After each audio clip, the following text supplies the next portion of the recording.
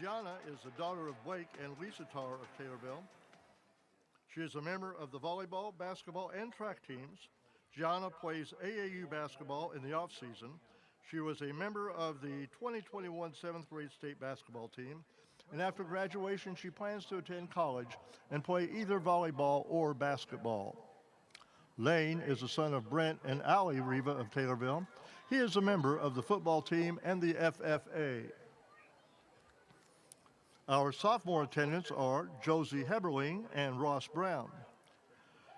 Josie is the daughter of Jake and Stephanie Heberling of Taylorville. She is a member of the volleyball and basketball teams, Key Club, Student Council Executive Board, and Purple Rain, along with being an honor roll student. After high school, she plans to attend college, majoring in pharmacy. Ross is the son of Doug and Carolyn Brown of Taylorville. He is a member of the cross-country and track teams, along with St. Mary's Youth Group. After high school, he plans to attend college and major in sports media. Meredith Spears and Owen Mateer. Meredith is the daughter of Donnie and Nikki Spears of Taylorville. She is a member of the cheerleading squad and Purple Rain, along with being an honor student. After high school, she plans to attend cosmetology school. Owen is the son of Marty and April Mateer of Taylorville. He is a member of the football, basketball, and track teams. Owen is an honor roll student at THS, and he plans to attend college to become a pharmacist after high school.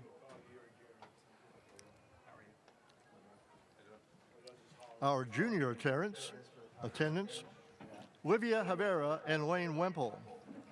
Livia is the daughter of Michael and Kyra Havera of Taylorville. She is a member of the St. Mary's Youth Group, Unified Tornadoes, Student Council, Key Club, volleyball, basketball, and softball teams, along with the Shock Volleyball Club. She also serves as Purple Rain president. She has received the following awards: Tornado Appreciation Award, All-Conference Academic Team for volleyball and softball, and is a member of the Honor Roll. After high school, Livia plans to attend college, majoring in science or law. Lane Wemple is the son of Matt and Lori Wemple of Taylorville. He is a member of the football and baseball teams, FFA, Unified Tornadoes, St. Mary's Youth Group, and Purple Rain. He has received the All-Academic Team Award for football and baseball, and after high school, he plans to join the Air Guard and go to college for engineering. Grayson Good and Liam Pyatt. Grayson is the daughter of Jeff and Susan Good of Stonington. She is a member of the tennis and soccer teams, Key Club, and Unified Tornadoes and Purple Rain MC. She has received the following awards: Player of the Year for tennis and the Positive Attitude for soccer. After high school, she plans to attend Lincoln Land Community College before transferring to a state college to pursue a degree in veterinary medicine. Liam is the son of Jeremy and Beth Pyatt of Taylorville. He is a member of the football, basketball, and baseball teams and FCC student ministry. Liam is a member of the Honor Roll, and after high school, he plans to attend college. And now our senior attendants, beginning with Emma Altoff and Jake McConnell. Emma is the daughter of Ken and Stephanie Altoff of Taylorville. She is a member of the St. Mary's Youth Group, CEO, Student Council, Spanish Club, Purple Rain, Track and Field Team, and National Honor Society. She has been on the High Honor Roll, President's List at Lincoln Land Community College, Academic All-Conference in Track, and is the record holder on the 4x200 meter relay team for a school record. After graduation, Emma plans to attend a 4-year university to obtain a bachelor's degree in biology and then attend medical school to become a pediatrician. Jake is the son of Quentin and Heather McConnell and Christine McConnell of Taylorville. He is a member of the football and basketball teams and Purple Rain. He has received the following awards: Bad Axe Award in football, and received the Apollo Conference All-Academic Award for both football and basketball. After graduation, he plans on finishing his associate's degree at Lincoln Land before transferring to a 4-year university. Ella Goodman, and Jake Wetzel. Ella is the daughter of Jared and Paula Goodman of Taylorville. She is a member of the Student Council, Key Club, Track and Field, Cross Country Team, St. Mary's Youth Group, and the National Honor Society. Ella is a member of the High Honor Roll. She has received all academic conference and MVP for cross country and track, along with competing at the state track meet her junior year. After high school, she plans to attend Southern Illinois University at Edwardsville, pursuing a degree in pharmacy. Jake is the son of Andy and Beth Wetzel of Taylorville. He is a member of the National Honor Society, FFA, Scholastic Bowl, Track and Field, Cross Country, and is one of our Purple Rain MCs. Jake is also an officer in National Honor Society and FFA, where he has won the Proficiency Award. After high school, he plans to attend college and win his fantasy football league. Chloe Grant and Jay Byler. Chloe is the daughter of Patrick and Michelle Grant of Awanico. Chloe is vice president of the FFA, 4-H, and a member of the Taylorville Christian Church. She is an Illinois Argus laureate and has traveled overseas to represent our country at the Royal Highland Show. After graduation, she plans on attending college, majoring in ag business or ag communication. Jay is the son of Nate and Elizabeth Blyler of Taylorville. He is a member of the FFA, National Honor Society, CEO, and 4-H. Jay is the Vice President of Communications for FFA, President of the National Honor Society, and has won the FFA Proficiency Award. After graduation, he plans to attend college. Kendall Hoy and Justin Champley. Kendall is the daughter of Doug and Brandy Hoy of Taylorville. She is a member of the Student Council, National Honor Society, Purple Rain, and track team. After graduation, she plans to attend college and major in business and become a real estate agent. Justin is the son of Kurt and Joellen Champley of Taylorville. He is a member of the THS Band, concert, jazz, and marching bands, and the bowling team. He's received the Illinois MEA Jazz Band Award, Orchestra Award, and the Milliken Honor Band Award. After graduation, he plans to attend college majoring in physical therapy, where he intends to advance his career by earning his master's and PhD degrees.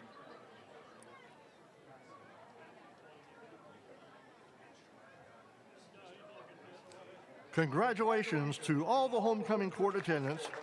Coronation will be at 9:30 p.m. tomorrow night on the football field. Parents and guests are welcome to attend the coronation. Gates will open at 9:15, then proceed to the bleachers. Thank you very much, and congratulations, students.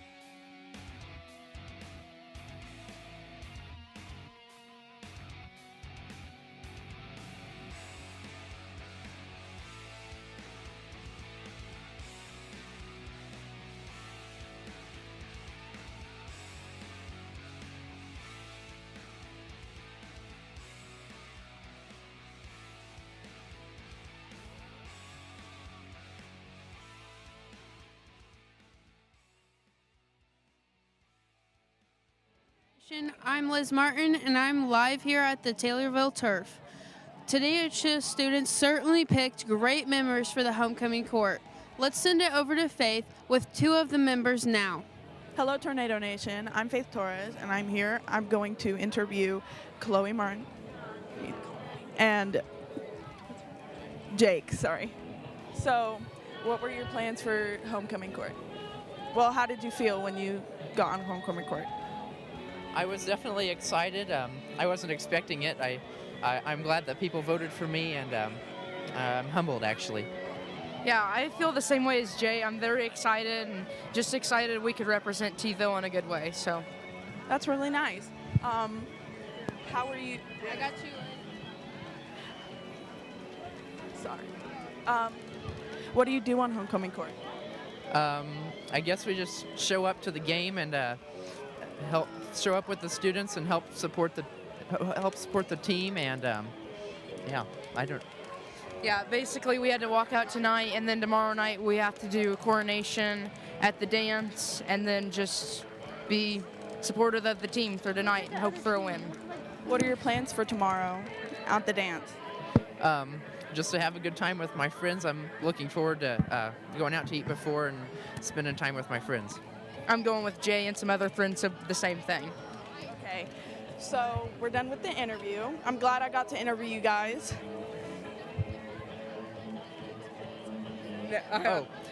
Thank you. Yeah, thank you for your time. We appreciate it. Okay. Thank you. Okay, now we're going back to Liz Martin.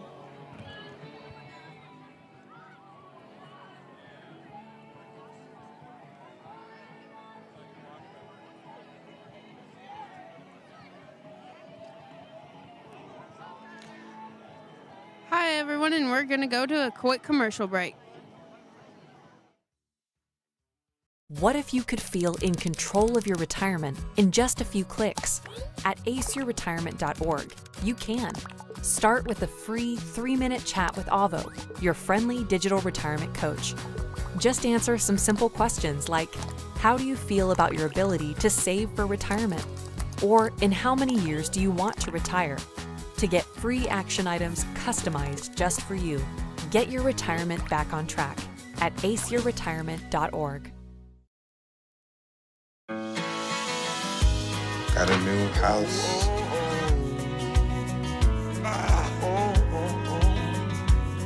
I think I finally found a place that I call home. If you're buzzed and doing this to make yourself feel okay to drive, you're not okay to drive.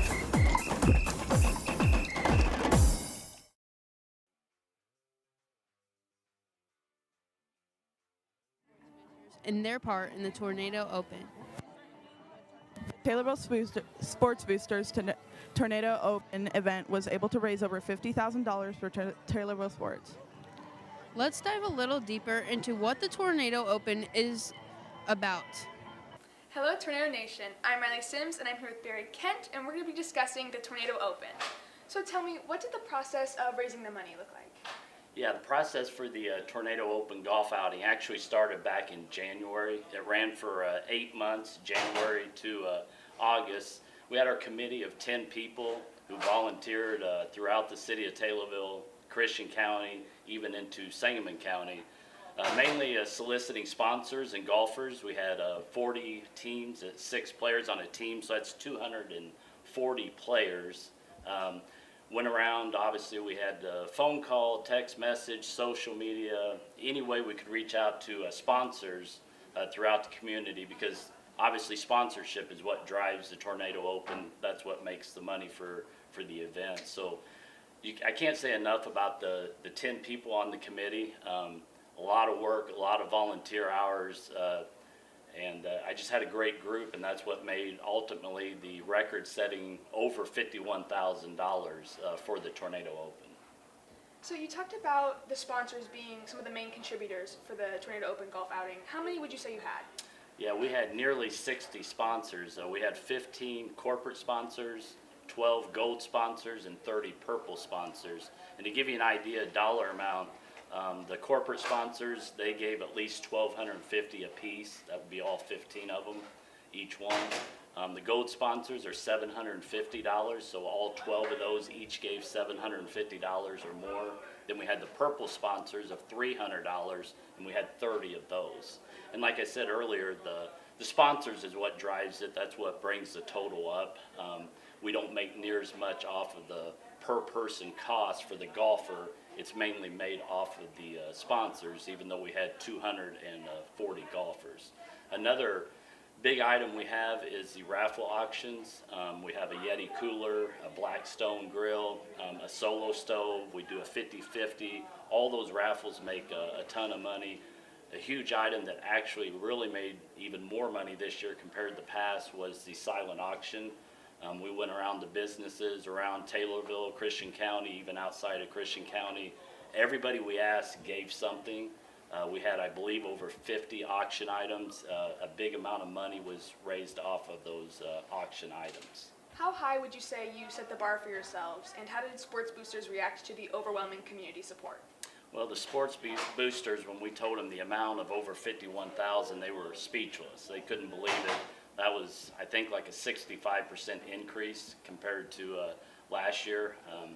Last year, I think we were around 32,000. This year, it was 51,000, and we still have some money coming in. So they were speechless, but it's all a benefit of the community. I mean, the city of Taylorville, the sports boosters, the athletic fans, that's who contributes and makes this such a huge success for Taylorville sports boosters in the Tornado Open. This is the biggest fundraiser for the sports boosters, is the Tornado Open.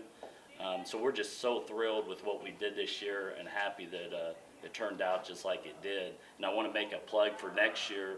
August 3rd, 2024 will be the next Tornado Open. We're always looking for committee members, so anybody that wants to join and make it even bigger next year, we definitely will appreciate their support. And one thing I want to include too is this money goes to all sports. It's not just basketball, it's not just cheerleading. It goes from bowling to dance team to any team Taylorville has. We give money through the sports boosters to all those teams, not just one specific team. So that's all I got, and hopefully we'll see everybody again in 2024. Well, thank you so much for your time today, and congratulations to Sports Boosters on such an amazing fundraiser. Thank you. Taylorville Sports Boosters is a not-for-profit volunteer-ran group that's ran by parents. We currently have 13 members. Taylorville High School currently has 21 sports teams, which encompass approximately 275 student athletes, and we touch the lives of every one of those athletes by giving donations that have been earned from our more than charitable community. The Sports Boosters' mission is to provide extraordinary opportunities on the field and court. This helps increase tornado pride and enhance community spirit.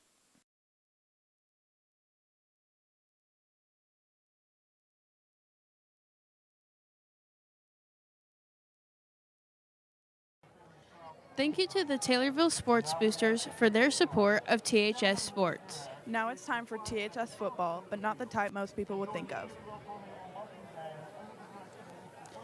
That's right. This year was the first time in several years we were able to play a powder puff game. Although the rules were strict, it was a massive success, bringing in a large crowd of THS fans. When we come back, we will be interviewing two members of the powder puff game here on the Tommy TV pre-game report. Life doesn't always give you time to change the outcome. Prediabetes does. With early diagnosis, prediabetes can be reversed. Take the 1-minute prediabetes risk test today. Go to doihaveprediabetes.org.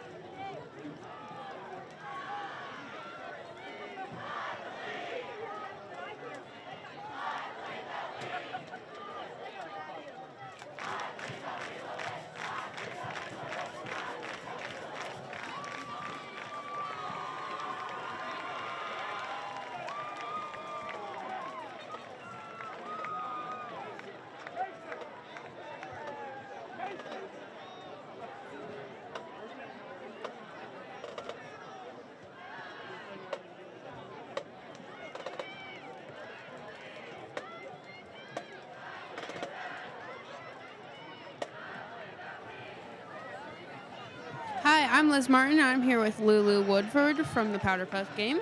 Lulu, you were able to run for numerous yards and score a few points as well. What practice did you go through to get there? Okay, so for Powder Puff, we were all assigned and we got practice. We had it assigned on Sunday night. We practiced for about an hour and a half, and that was about all we had. To tell you that I am not very skilled in football is to say one thing. I learned a lot that night. I didn't know any plays. I knew basic terms, but the practice that we had that night, I think it helped a lot. Our whole team, we did a lot of drills, a lot of passing, and a lot of catching, so I think that definitely helped. And shout out to our coaches for teaching us all that we did, because without them, we wouldn't have won, honestly. Yeah. Aside from practice, what else did your coaches do to prepare you?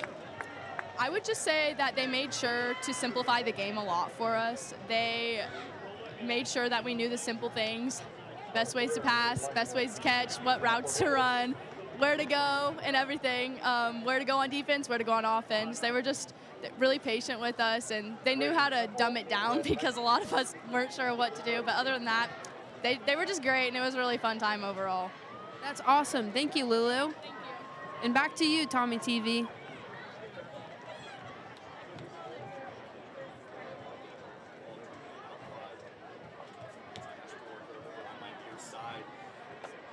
Get together here, and we are set here for kickoff. Taylorville versus Mount Zion, the first conference game of the year. Both teams stand 3-0.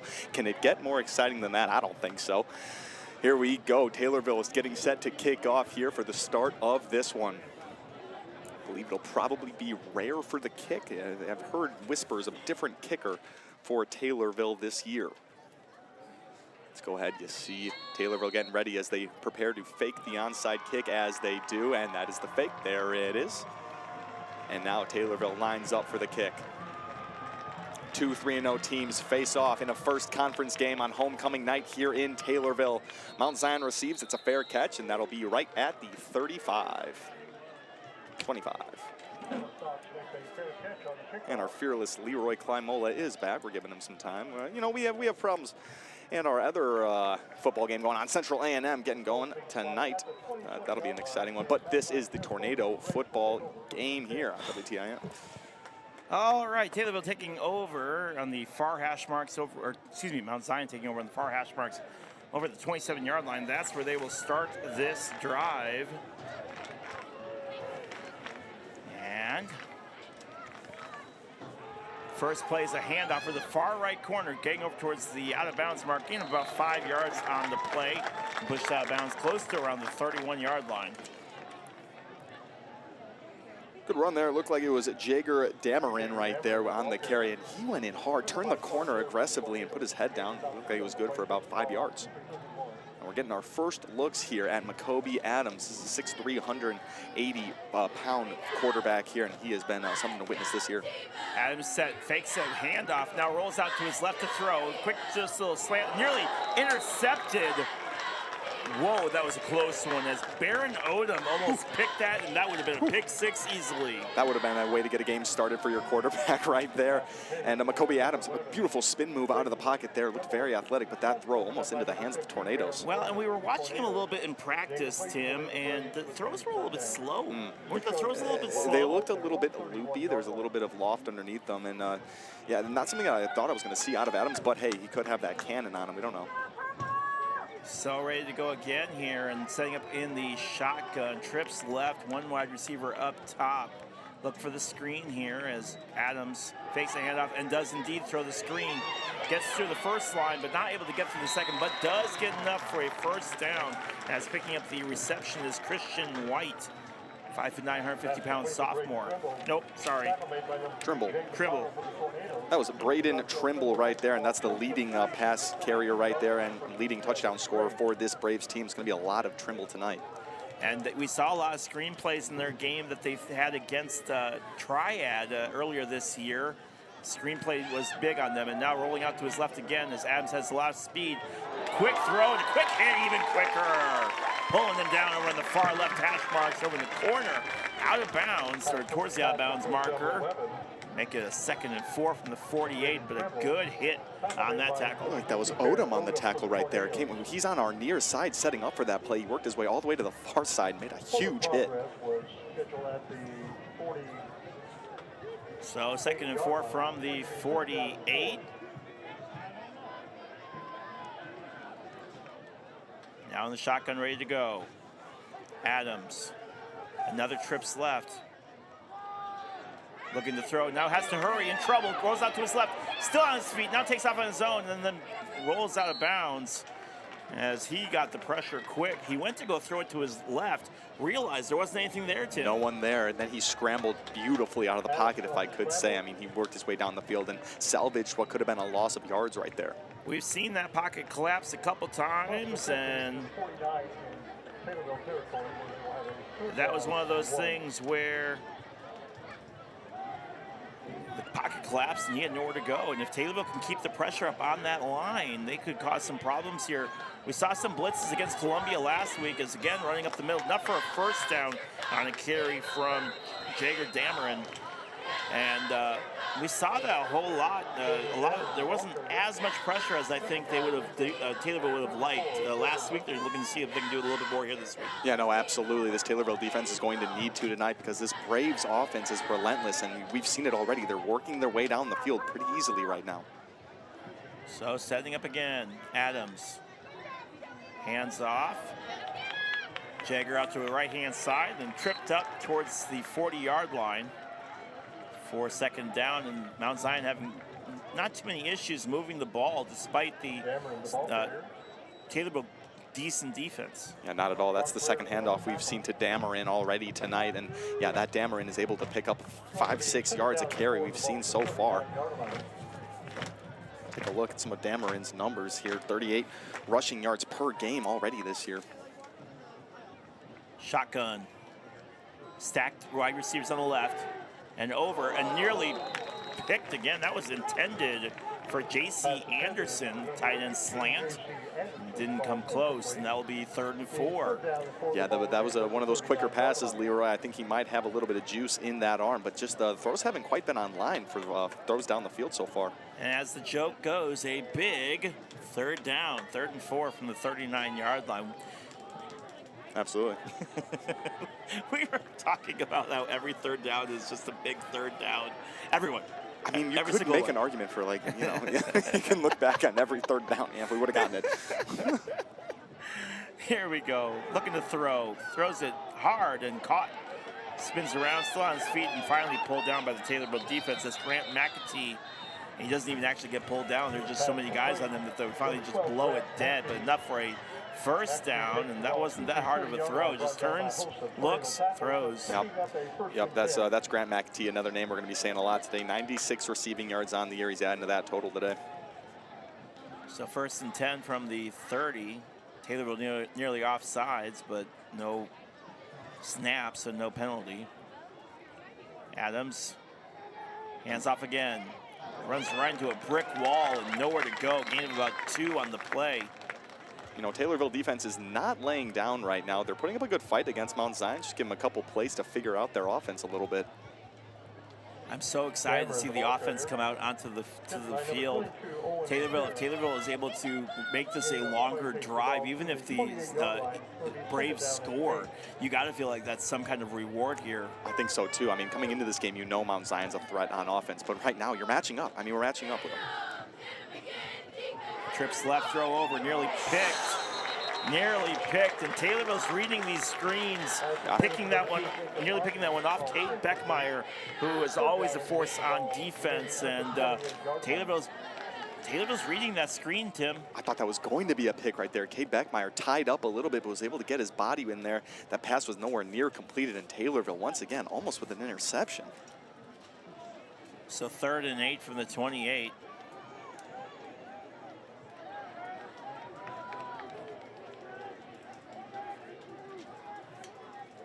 Shotgun.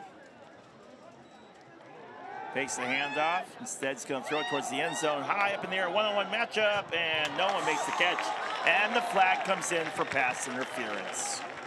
There we go, Leroy. We were talking about, we didn't even get to our keys of the game, but one of them is going to be staying clean. You can't see that yellow flag fly on every single one-on-one matchup like that. That's a passing interference deep in the end zone right there, and it's going to hurt Taylorville. You cannot be giving this Mount Zion team any free yards.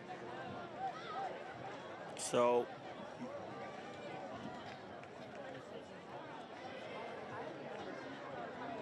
actually, no. Well, yeah, there's pass interference, but there's also a holding call. So the penalties offset, and they're going to repeat the down. You know what? That's a gift right there, and Taylorville can learn from it. Yeah. Huge break for the boys in purple.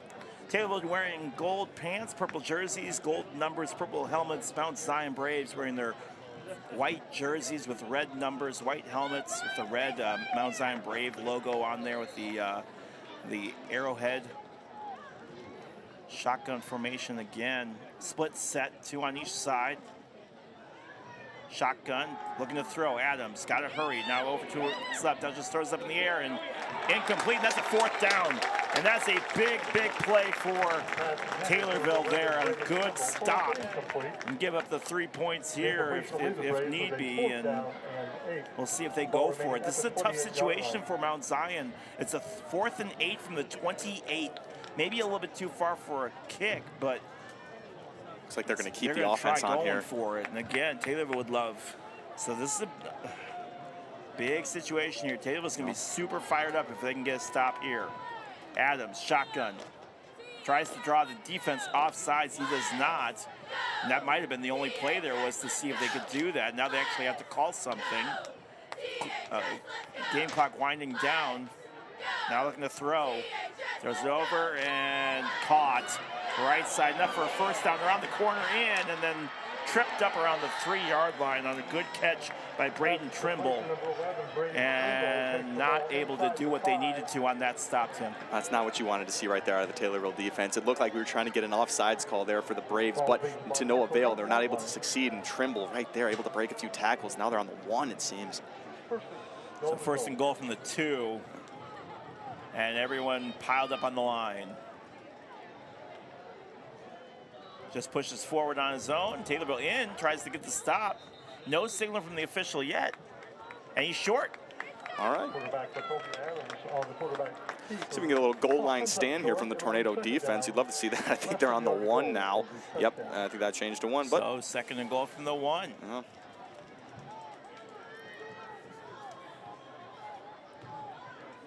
Owen Sill comes in off the bench. Imagine you're going to see the exact same play here.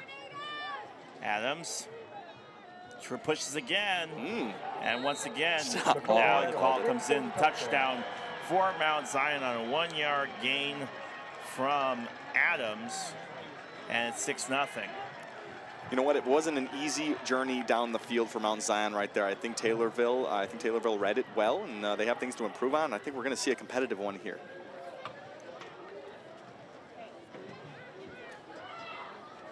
6:51 left here in the first quarter. And we'll see what kicker Gabe Schumacher can do here for the Braves. Places down, kick is up, plenty of distance, and good, and it's 7-0. So Schumacher with the score, and that will do it for that drive. So take a quick 30-second. You're listening to WTIM, your information station. Braves 7. Taylorville offense coming up.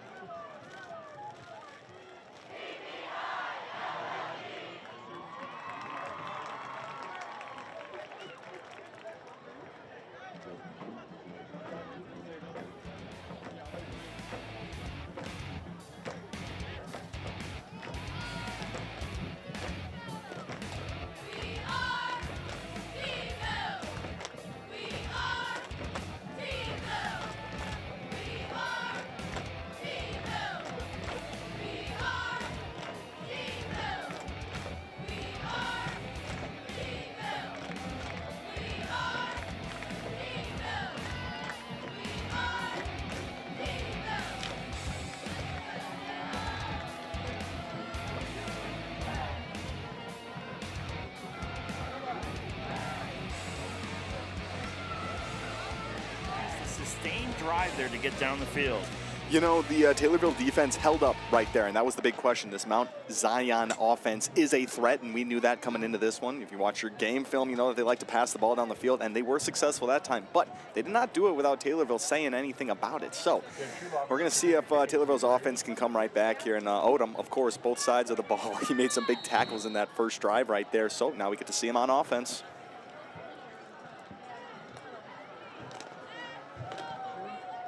Here's the kick up in the air down to the 10, up to the 15, 20, 25. Spins around and pulled down around the 26-yard line. Flags come in on what presumably looks like a late hit. Yeah, it was Spencer Brown with the return right there. He got hit pretty hard at about the 25-yard line, and a lot of celebration ensued after. I'm wondering, oh, it looks like there's a holding on Taylorville right there. Yep. Holding on the Tornadoes right there, right off the kick, and the Braves are fired up after that one. You do not want to let this Braves team get a lot of momentum here. From the kick there, it was Gabe Schumacher, and he's really got a boot on him.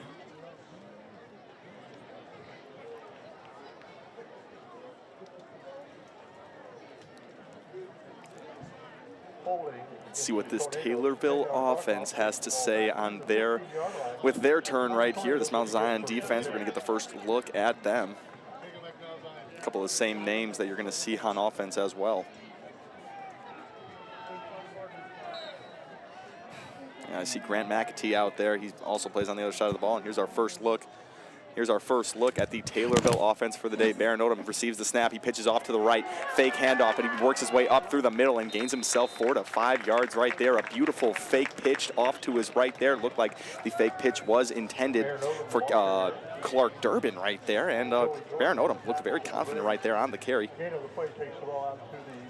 2nd and 1 now here after the first drive here for Taylorville. As we lost Mr. Klimola there one more time. We're dealing with things. Don't worry about it, folks. You got me. I'll take good care of you. Baron Odom getting ready to receive the snap here. He's got one man behind. There's the snap. He passes it off, running forward, and stopped right at the 20-yard line. Didn't make it too far. Was Owen Mattier right there on the pickup. Baron Odom handed that one off, and just not too many places to go there with Mount Zion. A brick wall. Looks like someone from Mount Zion pretty shaken up there. It looks like it's number 52. It looks like it's Vincent Fiore.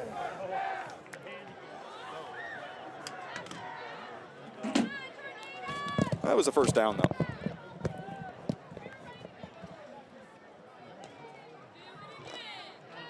Near hash marks for Taylorville. Baron Odom handoff, running up the gut, punches up the middle, finds a hole, and then down around the 39-yard line on a good gain over on the left-hand side. Thomas Gettings with the carry right there. First it was Mattier, now it's Gettings, and that was a bigger carry quite than Mattier, so that's really good against this Mount Zion defense. So setting up again on a 2nd and 1 from the 39-yard line, and Taylorville looking to get that first down, get things going. And they know that if they can get a first down here, they can really get this offense gelling the way that it needs to. Baron Odom's got to feel confident and comfortable, especially if he can get this first down. Yeah, without a doubt. We were talking about some of the Mount Zion players on both sides. You see Trimble out there as well. Another handoff. This time called and pulled down in the backfield. Nothing going, and a loss of about 2 on the play as they weren't able to do anything on that run from Gettings. Looks like that was Patrick Brock right there, senior offensive lineman, 6'3", 230 pounds, came through with all that force, and for a loss there for Taylorville. 6'4", 220-pound senior. That's a big hit. Yes, it is. So it'll set up a third and, remarkably, a 3rd and 1 from the 39. So all of that and no real loss. Taylorville needs this to stay competitive in this one. Mount Zion cannot come out back on the field with a lot of momentum. Handoff again. Gettings left side, forward, then slides, but might be enough for a first down. It is. There we go. First down, Taylorville. It doesn't matter how you do it as long as you can pass that hash mark right there, and Gettings was able to do so. Good awareness from Gettings. He saw the marker, got to where he needed to, and then just slid. Had nowhere to go. No reason to cause any injury there or fumble. So, yeah, good slide right there. So 1st and 10 from the 42.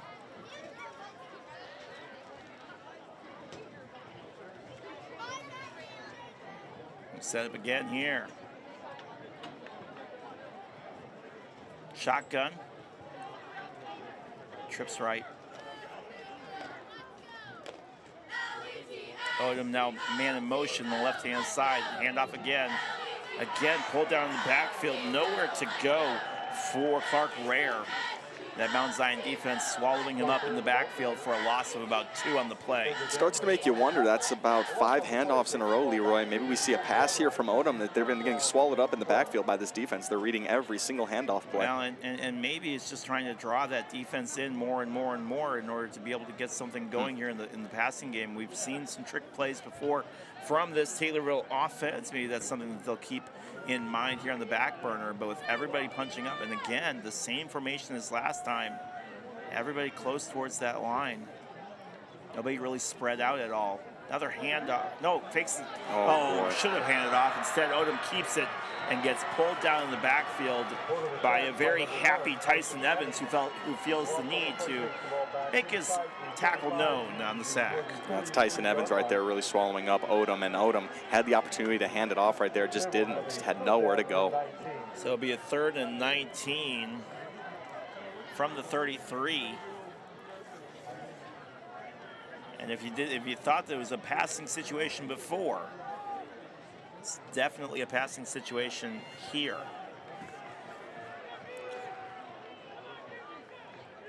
Mount Zion defense deep, a deep safety. Looking to throw. Gotta go. Rolls out to his left. Gotta hurry. One-on-one matchup. Odom running for his life to the right, then slides and gets hit hard. Thank you. The flag comes in. Yeah, you can be upset all you want to, but that was a big hit. That's Number a 57 dangerous. Comes in and hits Odom as he's sliding. Dangerous play right there, and he should be happy that no one got hurt in that play. Baron Odom clearly had a sliding opportunity right there, and a low hit hit him on the helmet right there. And I believe that was Cameron Schroff, number 51. Big hit against Taylorville. He'll get the personal foul called.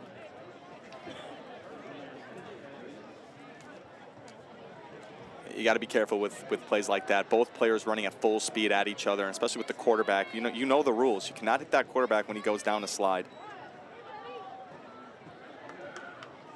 So Taylorville will get plenty of free yardage on the penalty as they move up to the 48 of Mount Zion.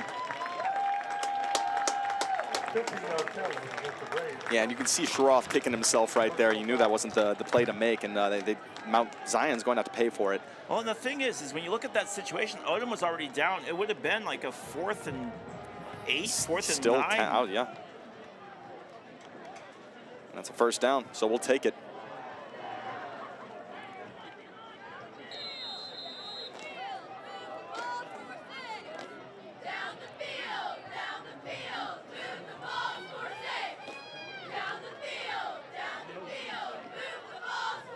Some men in motion here for the Tornadoes. Found their resting places. So here we go. Odom sets up again. Now a timeout's going to be called. A little bit of misconception, confusion on what play needed to be called. Take a timeout or take a timeout with you as we try to get our thoughts here on what has been a hectic first quarter. You're listening to WTIM, your information station.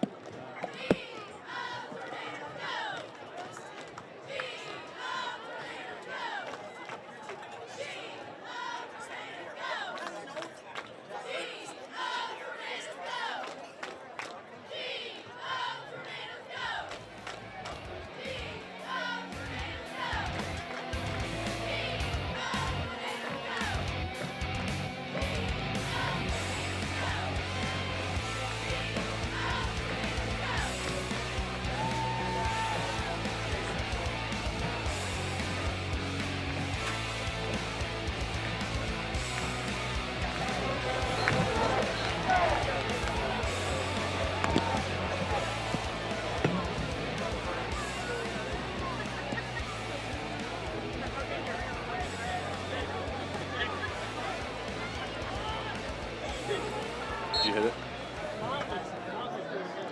And get ready to go here on a 1st and 10 from the 47 on a drive from Taylorville. Another Baron Odom on a quarterback keeper runs forward and just runs right into the wall. And not sure what that design play was, but it didn't work. Yeah, and I'm not quite sure what the plan was there, but we saw some heavy tackles there. It was Tyson Evans once again. They got some strong men on this Braves defense.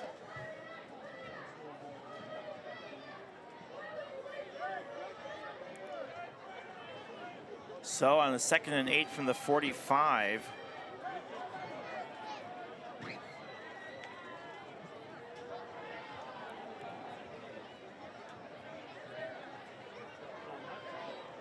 Now hands off again. Gettings runs over a player. And gets a gain of about 3 on the drive. Gettings right there. Looks like he ran through Jack Lay. He's a middle linebacker for this Braves team, and Gettings had enough of getting swallowed up in the backfield. He said, I want a few yards here. 3 and 6 now for the Tornadoes. See if they can convert. So on 3rd and 6 from the 43, minute 15 left. Get going here. Tornadoes certainly have not moved up the field in the same manner that the Braves did. No, drives have been a little bit more slower to develop. See what Odom can do here. Pitches it to the left. Gettings picks it up now on a foot race. Cuts to the right, pushes forward close to the first down marker. Going to be just slightly short. Looks to be about a yard short. Bring up a 4th and 1 from about the 38-yard line. Now the Braves are able to convert on a 4th and 1. Let's see if the Tornadoes are able to in this drive.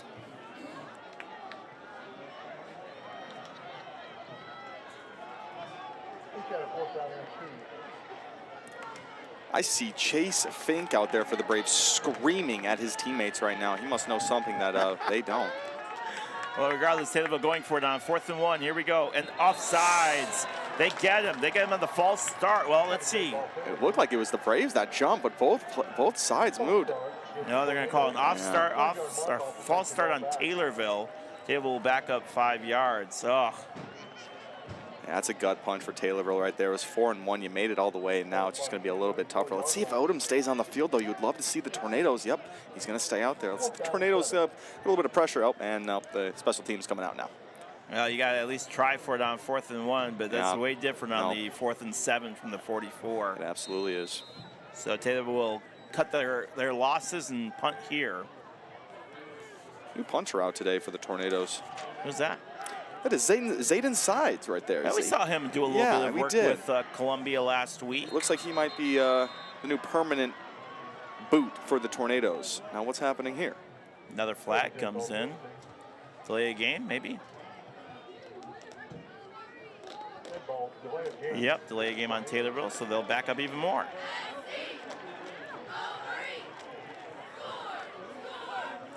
Two men looking to receive for the Braves. Who else would it be but Braden Trimble and Grant McAtee? And either one of those guys are threats, so whatever side of the ball, whatever side of the field the ball goes to, it's going to be interesting. It's now 4th and 12 from the 49. They need to get all the way to the 37 to get a first down if they do a fake here. There's the sound for the end of the quarter. And now the whistle's below. I don't know what happened. Everybody stopped. You have to play that through. At least get the kickoff. What a bizarre play.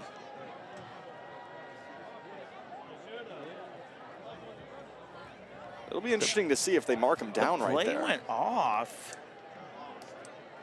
I'm not sure what the refs are doing, but like, that play started. It should have ended. Like, you don't stop the play because it's the end of this. Isn't basketball. Nope. This is it's not hockey. It's not you know. If I'm Coach Odom, I'm not too happy on that one. Because that's just the show of I want to finish the play out. Well, it's the end of the first quarter. We'll take a 30. You're listening to WTIM, your information station. Back after this.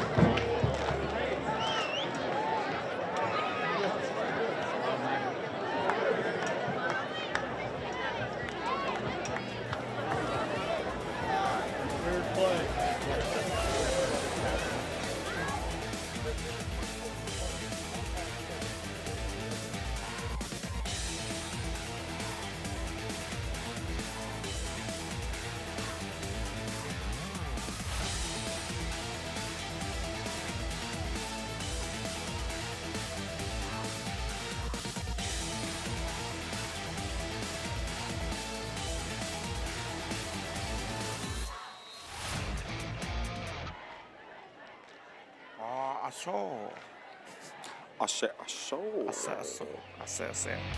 on you. Man, that's not bad. Welcome back for a short punt down to about the 19-yard line, which is where Mount Zion will set up shop with their own drive. We're going to stay right here because we already took a break and we already messed it up. So we're going to stay right here and we're just going to talk. Well, we're happy to stay here with you all. Okay. So Mount Zion scores a touchdown on their opening drive. Taylorville gets a decent drive, was helped obviously with penalties, but they're unable to do anything with it. A false start on a 4th and 1 sealed the deal for Taylorville, and so now Mount Zion will go to work with 80 yards in front of them, and Taylorville will need to play just a little bit tighter defense on this drive if they want to really give themselves a shot. Quick throw over to the left on a screen, as we've seen all game long. That one breaks through on the left side and then pushed out of bounds close to the edge of the field towards the 30-yard line. Closer to actually like the 26. Looked like that was Dameron with the screen pass receiving right there. And there's 3 to 4 weapons that Adams can go to, and he's really been using everyone today. But the screen passes are really something we've been seeing. They haven't moved the ball down the field well with the throw. Now rolling out to his right, Adams looking, being pressured a little bit, now motioning for movement, and then finally runs out of bounds. Being chased and harassed by both Thomas Gettings and by Taylorville's Waylon Wolf, who were both chasing him like crazy on the sideline. So they'll bring up a 2nd and 4 from the 29. I thought we were going to get the commentator's jinx right there. As I said, they haven't been able to move the ball down the field to throw, but Adams really had nowhere to go right there. Even with some receivers open, the Taylorville defense swallowed them up. Split set, handoff, left-hand side, then pulled up and then not able to get anywhere as Taylor was right there as Carson Bullhorse, nowhere to go. The 5'8", 155-pound senior Meadowall from including Gabriel McCod, who made the stop as well. Yeah, Liam Piatt on that stop as well. Piatt.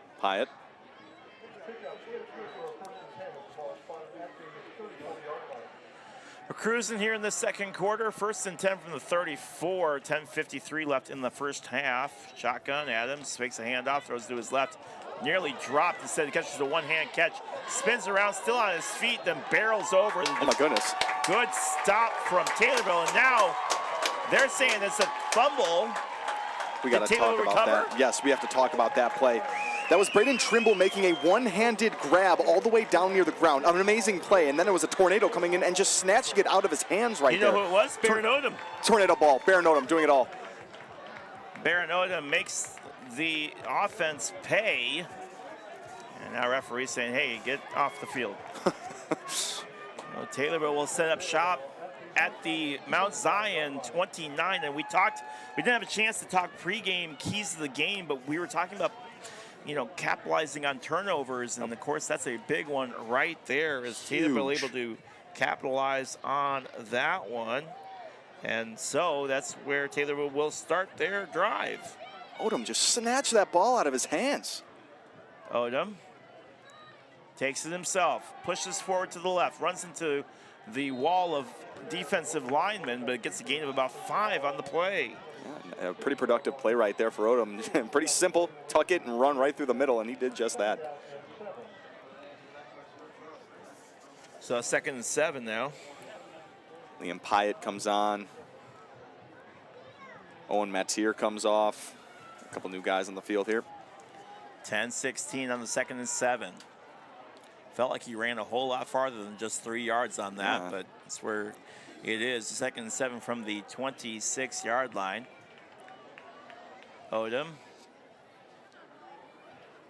Finn Neiman on our side, so is McConnell, but instead he goes to the right, pushes forward, and no gain on the, well, not really a gain, maybe a gain of about 1, maybe 2 on the play. Actually, they're going to give a gain of about 3 on it.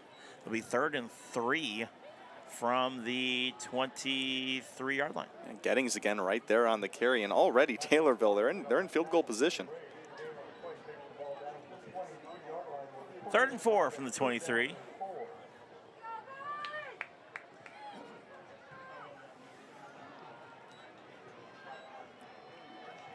On the far hash marks for the Tornadoes, Baron Odom trips left, one wide receiver up top. Looking to throw, screen play, right side, Rare, forward, and close to the first down marker. Still on his feet, gets the first down, and then gets dragged down around the 13-yard line on a good catch from Rare. Great catch from Rare and a great finish on the play. I've seen Grant McAtee make his case as a referee as to why that play should have been blown dead. And now just a punch up the gut from Odom on a quarterback keeper, and the late push from Mount Zion. This Mount Zion team. They're relentless. I was telling you earlier this afternoon how they hit hard and just keep going. And Taylorville's going to feel a lot of these bumps and bruises probably later on. It looks like they're built for it, though. I mean, Odom was swallowed up in a mix of a whole lot of players right there, and then someone came in over the top and really hit the top half of him hard. I don't like to see that once the play is pretty much already dead. 2nd and 8 from the 10. Taylorville trying to score here in the red zone. Everybody on the line, save for one running back. Odom fakes a hand-up pitch and then runs himself and gets forward.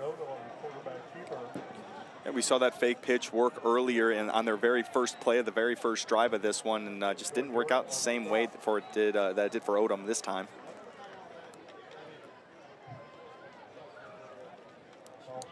Odom once again getting some signs from the sideline before heading into that huddle. We knew, and we didn't have a really good pregame, but we knew coming into this game that this was going to be a big test for Taylorville. You're taking on a 3-0 Mount Zion team, and nothing against the non-conference schedule that builds you up for this game, but for Taylorville, who's on the near hash marks, this is a big moment right here. Now rolling out to his left and nowhere to go for Gettings there on that run to the left, and that will bring up a 4th and 6. A huge moment here for the offense, and they really haven't been able to punch it through when they've needed to. They've really only been able to grab this field position because of that amazing play by Odom to get it back on their side. Now, an interesting situation. You go for it here on 4th and 7. You kick a field goal with a team that really hasn't shown the best special teams. Looks like they're going to keep the offense out there. That's what it looks like to me. I don't know how happy Coach Odom looks right now.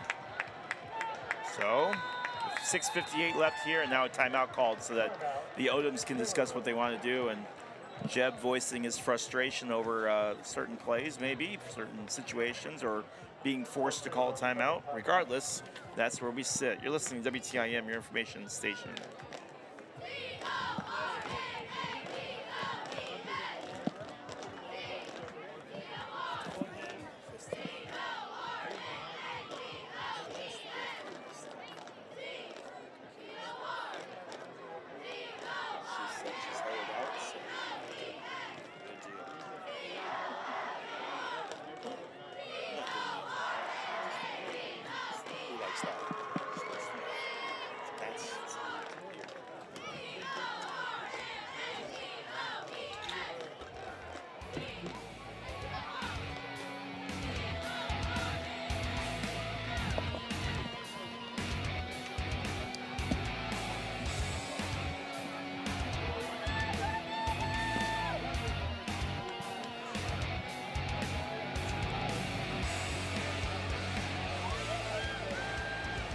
So 4th and 7 from the Mount Zion 9. Taylorville needs to get to the 2-yard line to get a first down.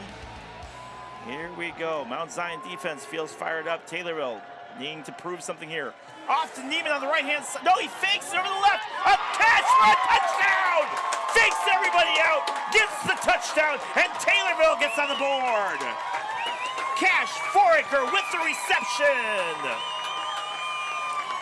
I mean, it threw everybody in the stadium off right there. Everyone thought it was going to the right side. A couple of handoff attempts right there, and Odom drops back and puts a beautiful dot into the back left corner of the end zone for Cash Foraker. What a moment. Faked me out, faked everybody in the stands out. He had Finn Neiman wide open, running to his right, or at least I thought that. Turned around, threw it over to the left. Foraker wide open, gets the catch, and guess what, ladies and gentlemen? It is 7-6, and Taylorville feels pretty pumped up right now on that 4th and 7. This building absolutely lit up after that. So, try again here moving forward. And they're going to take it himself, pushes forward, close to the line, but going to be short. And does not get in, so it'll stay 7-6, and the gamble does not pay off for Coach Jeb Odom and the Tornadoes, but the Tornadoes get on the board on a huge 9-yard touchdown toss to Cash Foraker, and we are sitting here with 6:52 left in this first half, 7-6.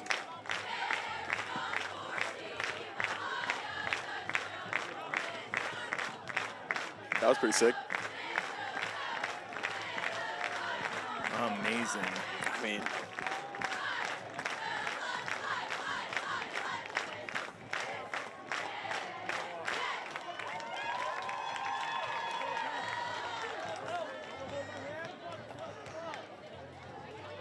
Taylorville Tornadoes get on the board after struggling there with their drive, but finding a little bit of luck when they needed it right there as they get on the board to make it 7-6.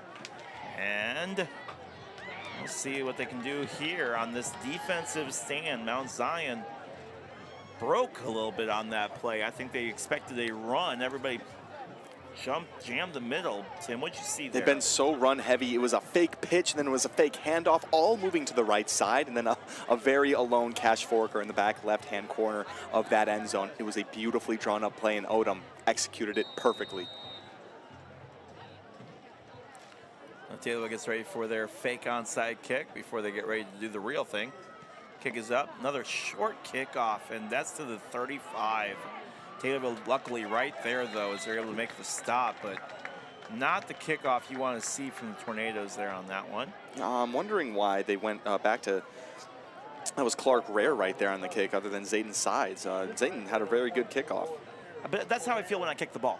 I never know if it's going to go, 40 yards. I never know if it's going to go 2 feet. It's the same thing when I hit a golf ball. You know what, me too. I never know what that golf ball is going to do when I hit it. It could be a shot that puts you in the PGA Tour, or it could be, behind, a dribbler. Behind it could go negative distance. I did have the hole as the Mount Zion stacks up there, now runs over to the left. No room to go. Still on his feet, though, and pulled down around the 45-yard line. I did have the misfortune of hitting a tree twice. I hit the tree and it came back right at me, and then I did it, and then I got my ball right, and I did it again and did the same thing. And God. the buddy that I was playing with was like, "Hey, no, just throw it. Just throw it over and get away from the trees." The accuracy there is something to note. I did, because I was done. I wasn't going to be embarrassed any more than what I already was. 2nd and 6. From the 45, 6:17 left here in the first half. Quick throw over to the left, nearly picked instead. Picks it up left, right-hand side, trying to go through, finds a hole, and then pulled down. Has good reception from Braden Trimble, and being pulled down by Cash Foraker. Adams and Waylon Wolf sharing some words after that play as Wolf finished his tackle. Trimble and Foraker. And Foraker were as well. So it's still early in this one. We're going to see those develop as this game goes on. And you got to think, as this game gets a little bit more chippy here, especially if these teams stay close, that it could make for some interesting conversations in the 3rd and 4th quarter. Yes, it could. Again, the two rivals knew this game. They circled this game on the calendar at the beginning of the year. And we'll see what Adams does here as Kobe Adams. Quick throw to the right.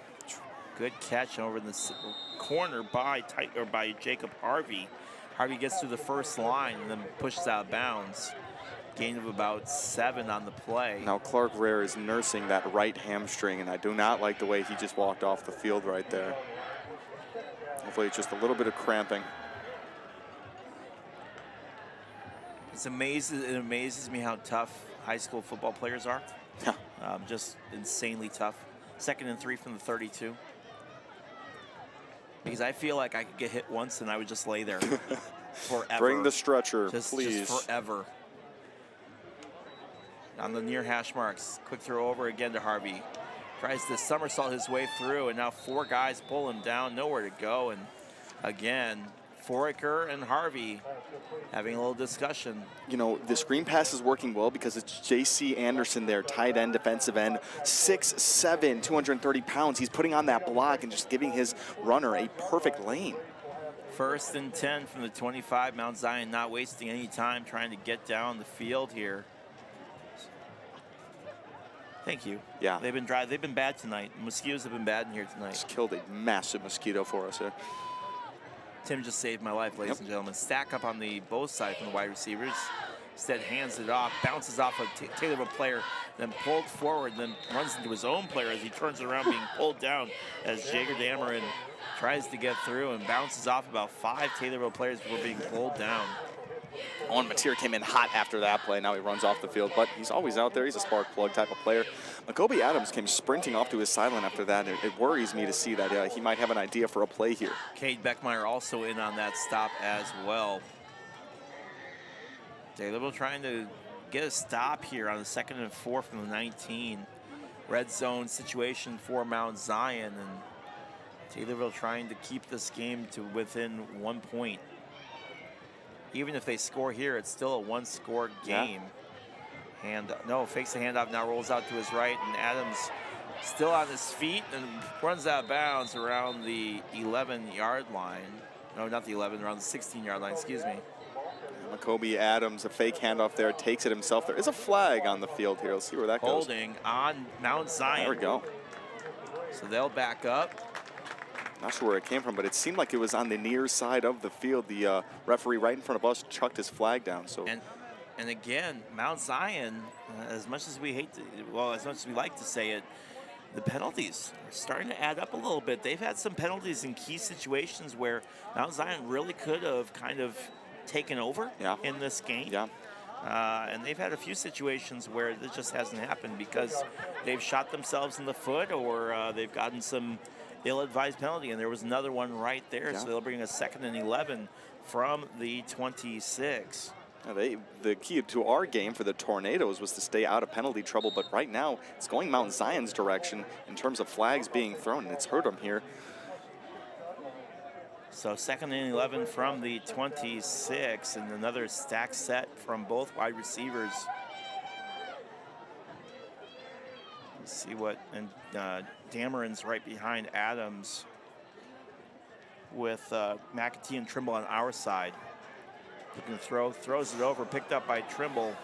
Still on his feet, finds a hole, still up 5-yard line, trying to get him, and then scores a touchdown. And Cash Foraker upset with himself, but there's nothing that you can do on that one as McAtee was the ball carrier. I apologize, they 12 and 11 look exactly alike, but McAtee scores on that one. And again, Foraker upset with himself, but nothing you can do on that one. He just was able to get through there, and it's 13-6. Well, I mean, that pass went just over a couple of Tornadoes players. I would have liked to see those hands up. That ball could have been swatted out of the air, and McAtee able to work his way around the field, just kind of being untouched. Taylorville defense fell asleep a little bit there. That speed it from was McAtee, quick. that was also the big thing there. Kick is up and lower, and still manages to go through, and it's 14-6. 14-6, 4 minutes and 30 seconds left. You're listening to WTIM, your information station. We'll be right back in 30.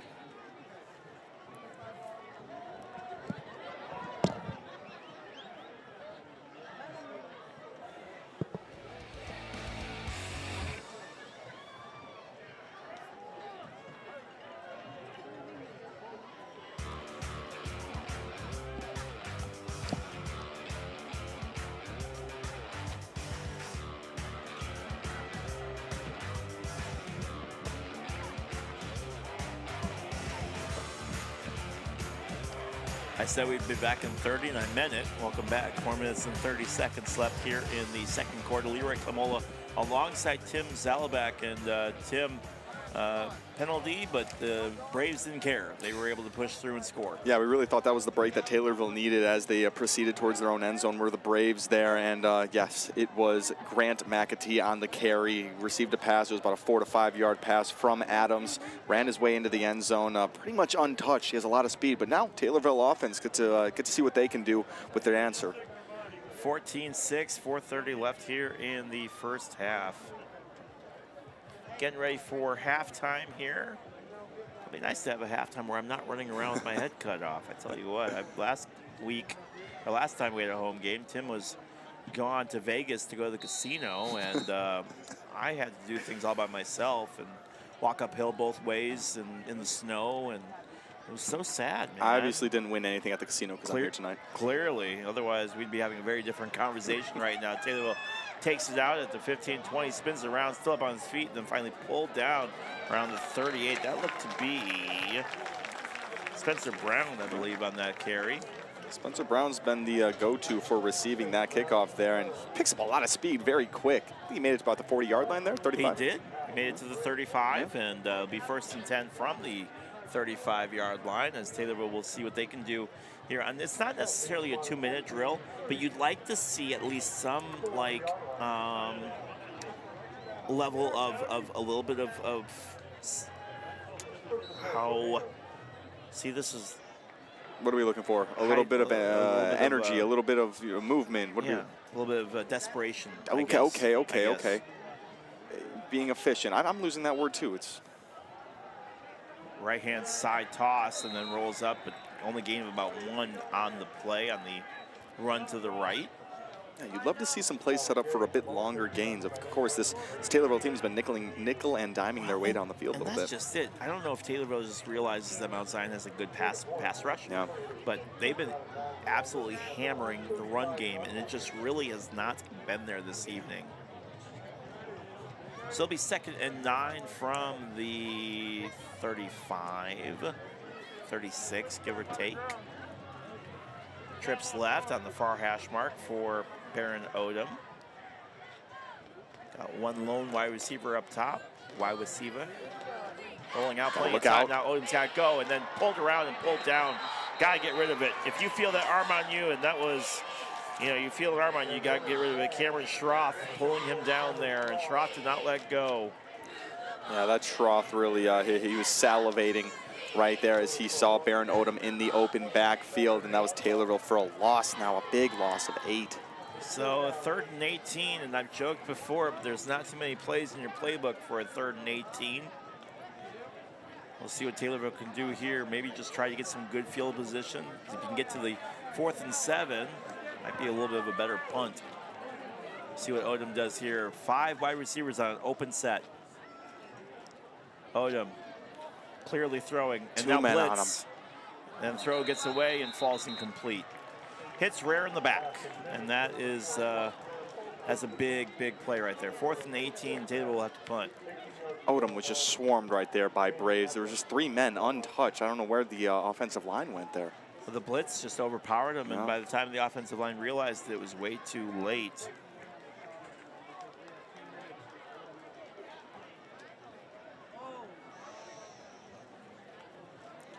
Looks like it'll be Zayden Sides out there to kick this one. So Sides getting ready to punt, and again, the running game not being there for Taylorville tonight. Kick is up, good punt this time. Oh my goodness, down to the 38-yard line, and now running back on the left-hand side, trying to find a hole through, and then finally breaks off that tackle, still up on his feet, and finally out of bounds. Looked like he was out of bounds 3 spots over on the other side, but regardless, he'll get all the way back, and a good punt negated as he was able to make it all the way back to the other side. Braden Trimble right there on the receiving, and he's just very fast, very athletic, worked his way to the outside there. Broke so many tackles, and guys had him in the open field, but he just overpowered him, knocked him to the ground. So with 2 minutes and 30 seconds left, Trimble will take over, and Trimble and the Mount Zion Braves will take over at the 31-yard line. So after the great punt, they're going to set up basically on, might as well have gone for it. Yeah. Adams gives a handoff to the left side. Dameron still up on his feet, breaks through, and then pushed out of bounds towards the 12-yard line. Does that flag that came in late?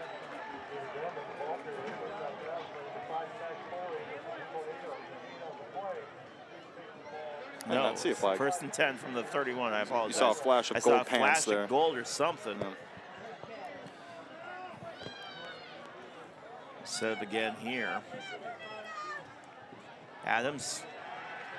Another face hand. Nearly loses the ball, up on his feet, then gets hit hard and pulled down. That had to have felt good for some of those Taylorville players be able to hit Adams and pull him down there.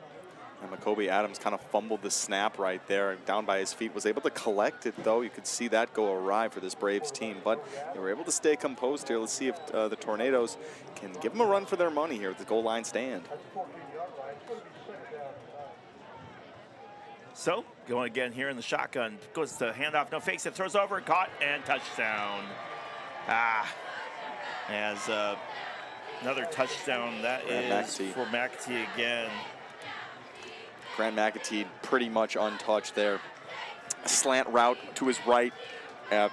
Adams hit him right in the chest, and really just an easy touchdown there for the Braves. Now up 20-6. Not too late, though. Tornadoes can stop the bleeding here. So, Taylor will try to see if they can get a stop here on the extra point. Good snap, kick is up and through, and that makes it 21-6. 1:43 left here in the first half. You're listening to WTIM, your information station here. Mount Zion 21, Taylorville 6 here on homecoming night. Glad to have you with us here this evening. I want to thank our sponsors, Senior Citizens of Christian County, exclusive sponsor of the Taylorville Tornado Extra Point. Enjoy trips, lunches, fellowships. Stay active in your senior years with the Senior Citizens of Christian County. And don't forget to join us for the Brandon Bible Country Financial Player of the Game. It will take place at the end of today's match. I know who I've got already right now, as he's already been having a fantastic game. All right. But we'll see what happens here. We'll talk a little bit about that. Coming up on our halftime show, we'll give you scores from around the Apollo Conference. We'll get you what presumable outcomes can come from this game. We'll take a look at the rest of Taylorville's football schedule.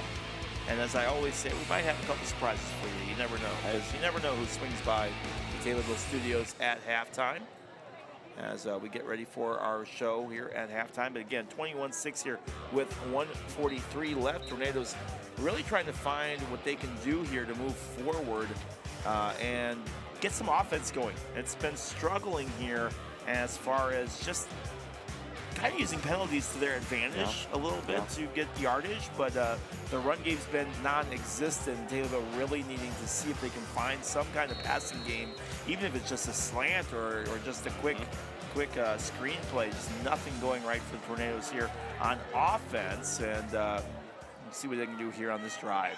It's a shoulder catch at around the 10-yard line. Turn, spin, still on his feet, and pulled down around the 22, 21. No, still up on his feet, and now finally pulled down. Now late flags come in on the extracurricular activities that were going on the field.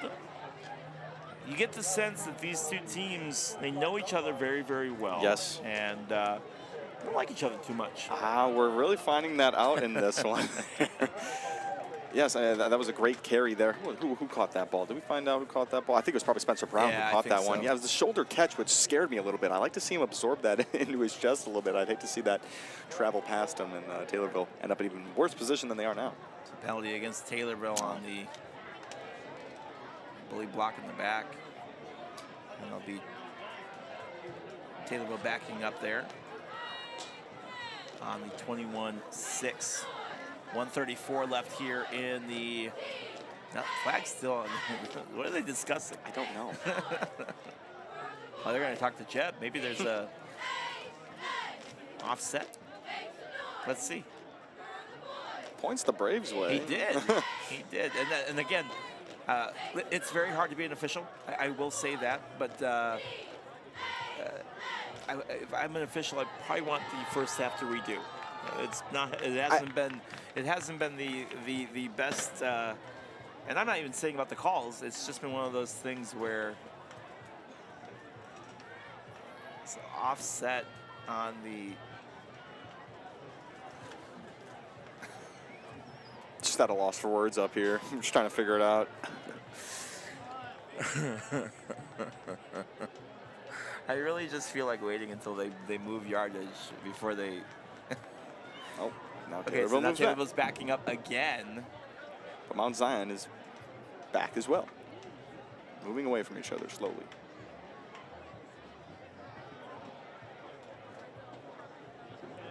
And now they're moving forward.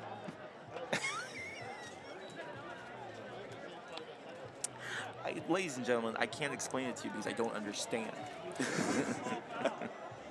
You know, we got Tommy TV's nice production, but we don't have the word from the field. We need to get them mic'd up. Somebody go down there and get them a microphone.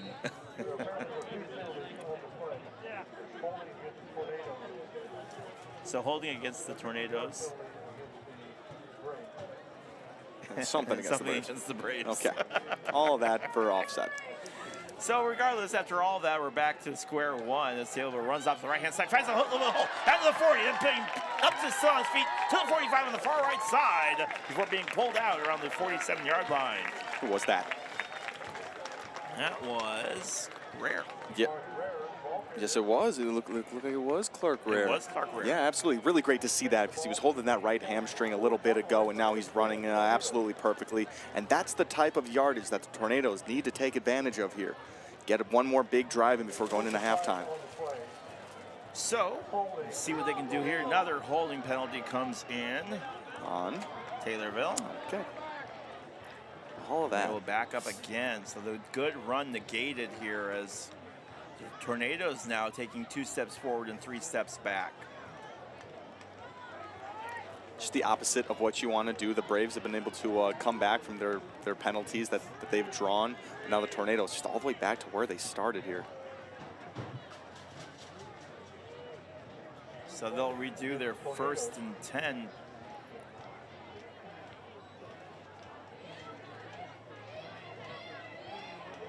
Ball at the 16-yard line. Sure, just go with it. 1st and 10 from the 16, just go with it. That's what it says. Yep, that's what we're doing. It's 1st and 20.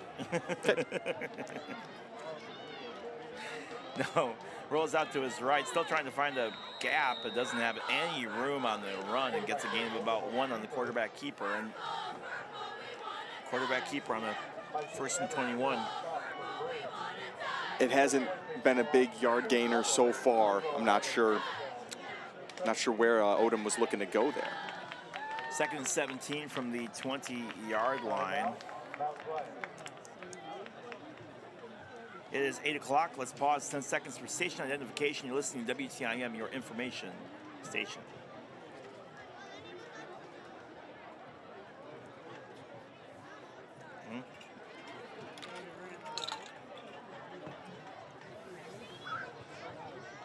And 20 left here in the first half. 21-6 in favor of the Mount Zion Braves. It is homecoming night. Hope you all are having a fantastic week. It is a glorious night for football. And really, you know, I was talking to some of the other guys up here in the booth this evening. I've been here now for 4 years. And I think we've only had 1 game that got canceled for rain.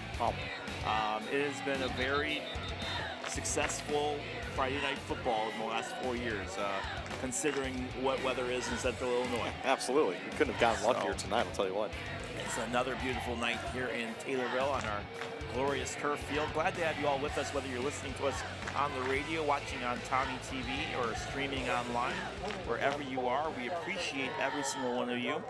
The minute 20 left here on a 21-6 lead for the Braves. Odom throws, Rare picks it up. Everyone reading it a mile away and still trying to run, and then pulled down as he runs into his own player. And nothing really going there for Rare on that one, as in on the stop was Jager Dameron. What the Braves are doing differently is when they throw a screen pass, there are 1 or 2 men out in front blocking. Where are the Taylorville blockers on these screen passes? Well, the blockers moved up. This is what they did, and they moved up. They gotta stay back. Past the line, past where the defenders are. So the defenders wait for the pass, and then just move up. They're reading that screen the whole way, and it's not helping the Tornadoes here at all. Minute 11 left here in this first half. 3rd and 17 from the 20-yard line. Taylor will need to get all the way down to the 38-yard line to get a first down. This is all after Clark Rare had an amazing run there for a first down and much more until it was a holding call on the play. Had to be drawn all the way back. You know, I think when we do our midweek interview with Jeb Odom, we don't ask him about the officiating in this game. I think we just let that go this week. I agree. Timeout is over, and we'll get back to work here from their own 20-yard line.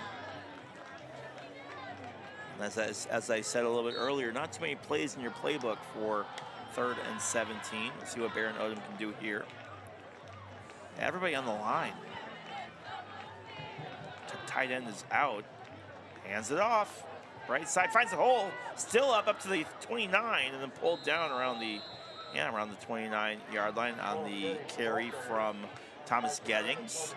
So it'll make it a more manageable 4th and 6, but it's still a long way to go. Yeah, Gettings' team will come on. Gettings found himself a little bit of daylight there, but just not able to pick up the yardage needed for the first down. Not sure what the goal was there on that play. So 4th and 9 from the 28. Did not get nearly as far as what I thought he would. And my math is not that great. So try again here on a 4th and 9. See if timeout is called by Mount Zion, I believe. See if the Tornadoes have a little trick up their sleeve here. Pretty dangerous to do anything too crazy, but again, with 62 seconds left in the quarter, you throw it as incomplete. They set up shop at the 28. Anywhere from the 28 to like the 35-yard line. You got to remember how quick the Braves are able to score. I don't disagree with you. I'm just trying to think of options that could be here in this situation. 2 men deep right now for the Braves protecting that long pass. Braden Trimble and Grant McAtee. Were you ever homecoming king? You know what? No, that wasn't my thing. That wasn't your thing? That wasn't you my weren't thing. all about that? Nah. About the royalty life? Everybody know who it really was. And a low snap on the punt, but still able to get it off. They need a better stop this time as that one does get down to the 31, 30, That's and it. still good roll, and they exactly won't what touch they needed. it. As Trimble kind of clapped his hands like, nope, I'm not even trying that. And so Mount Zion will start their drive at their own 26 with 49 seconds left, and Taylorville could not ask for a better punt given that situation. They got that ball all the way from the, well, about the 20-yard line down to about the 30. So a good punt of about 50 yards, given the bounce with the football. So good hang time as well. Yeah, absolutely. And that you couldn't write that any better. And again, we joked a little bit earlier, like that's the problem with like kicking at this level is you never know if it's going to go 5 yards or 50 yards. And in that sense, it's a good kick. Very favorable roll as well. I mean, Trimble and McAtee, that's their bread and butter. They love returning kicks. You can just see it in their game, and neither of them had a play on that ball. So with 49 seconds left, Taylorville really desperately needing a stop here. Going into halftime. Look, snap is dropped. Now the throw is high on a quick release throw. Still managing to find a hole, gets through, and then pulled out of bounds enough for a first down, and that's got to be infuriating for Taylorville. The snap was dropped, the throw was high, and he still managed to get a first down as Braden Trimble uses his speed to get all the way down to the 41-yard line. The ball was bobbled on 2 different parts of that play, and Tornadoes not able to execute anywhere to try to get that ball. And gosh, that was Braden Trimble once again, so quick, running along the sideline. Trips right, one up top, looking to throw. Adams has to hurry, rolls out to his right, still on his feet, being harassed by Thomas Gettings. Now takes himself and just runs out of bounds for no gain on the long run. As he kept looking for somebody open, and Taylorville defense up to the task on that one. They absolutely were, and like you said, Gettings on hot pursuit. He was on hot pursuit, and if I was Adams right there, I'm doing my best to get out of bounds. Adams, as the story goes, heard the footsteps. 2nd and 8 from the 43. But the problem is they'll stop him for like three plays, and then there'll always be one that just kind of gets away from him. A big game. Yeah, they need to make a big stop. And I know it's going to halftime, but like being able to get a big stop going into halftime could be huge for this Taylorville team. Now Adams gets hit hard as he releases. Ball gets loose and then pulled down on the right-hand side, on the near side by Braden Trimble, of course. Trimble gets pulled out of bounds, but Adams takes a big hit as he releases that football. Trimble saves the day, but they'll bring up a 3rd and 3 from the 48-yard line. Well, really good poise there by Adams, who's getting chased on by 3 Tornadoes at that, and able to put a good throw in there to Trimble, and they were able to get pretty close here to the first down. Let's see if Taylorville is a big stand right here. 24 seconds left. Taylorville would love one last shot at the end zone. They can get a stop here. High snap, looking to throws it over, and nearly intercepted by Clark Rare, who read that the whole way. That pass was intended for Jager Dameron. Instead, it'll be 4th and 3 from the 48, and mercifully, Mount Zion is coming in to bring in their punt team. But with 21 seconds left, that's the best situation for Taylorville right there. I love that patience from Clark Rare right there. He held back just long enough to make that receiver seem as though he was open. Clark Rare comes out of nowhere with that speed, and now Braves forced to punt here. Now whistles. Timeout. Let's see what they call. Coach Odom talking to the referee here.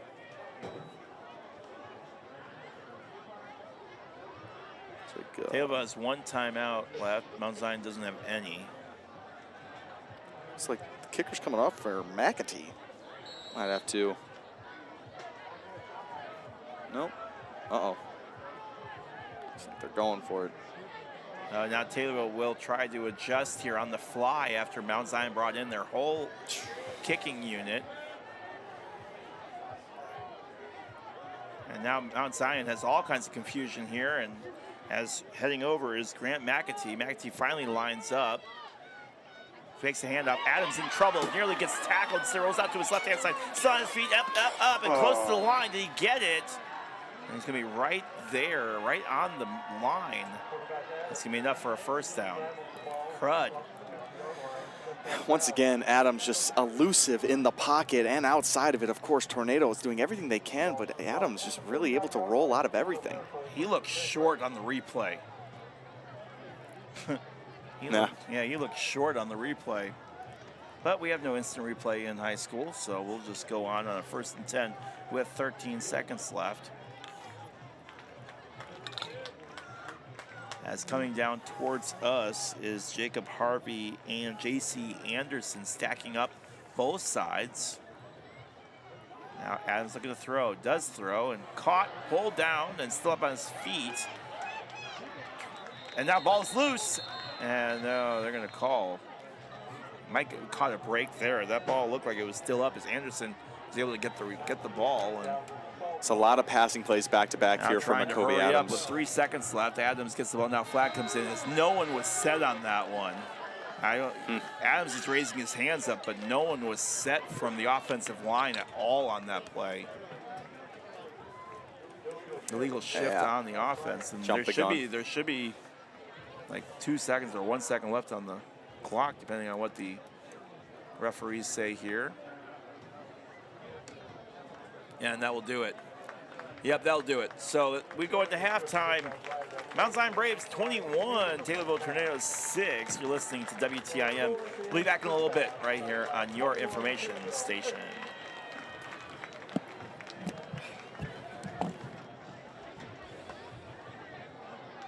Hi, Tommy TV. I'm Liz Martin, and I'm here with Adeline Rogers, Quincy Allward, Jackson Rogers. How are you guys feeling tonight? Good. Good. Are you excited about the football game? Yeah. Yes. Yeah. Who do you think is going to win? Us.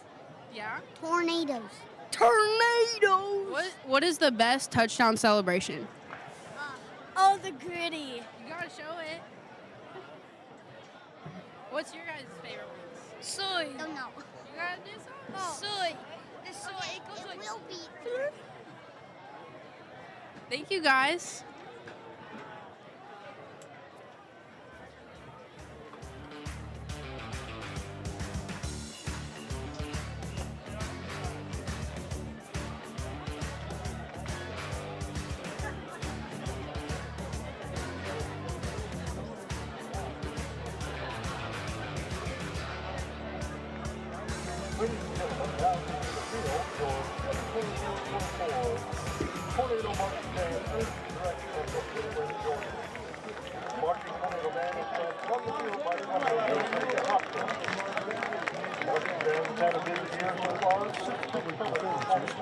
They will also be competing in the Mount Zion Music Games on Saturday, September 30th.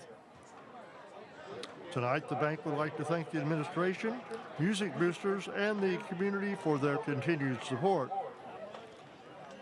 The Tornado Marching Band will be performing their 2023 field show titled Obsession, featuring Toxic, Poison, and Bad Romance.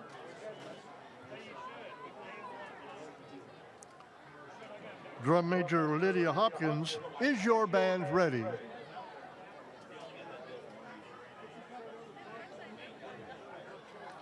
Tornado Marching Band, the field is yours.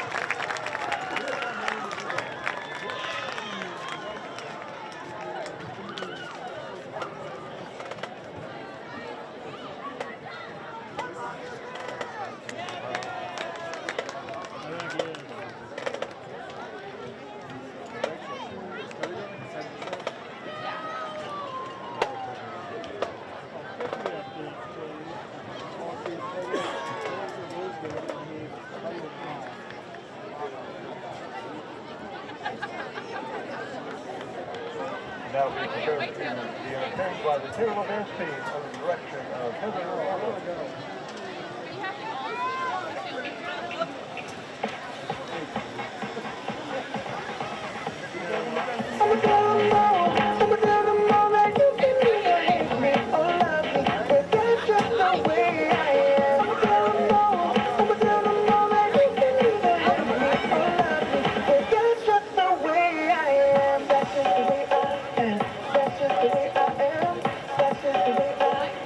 That's just the way I am.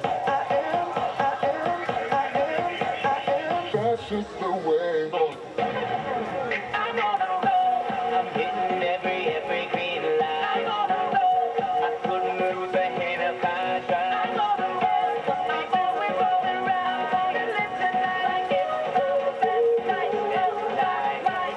Like it's the best night of my life. Like it's the best night of my life. I'm on a roll. I'm on a roll. I'm gonna live tonight. Yo, the more I'm in it, watch me break it, watch me break that soldier boy, the Superman. Now watch me break that soul, now watch me break that soul, now watch me break that soul, now watch me yeah, soldier boy, I'm in it, watch me break it, watch me break that soldier boy, the Superman. Now watch me break that soul, now watch me break that soul, now watch me break that soul, now watch me.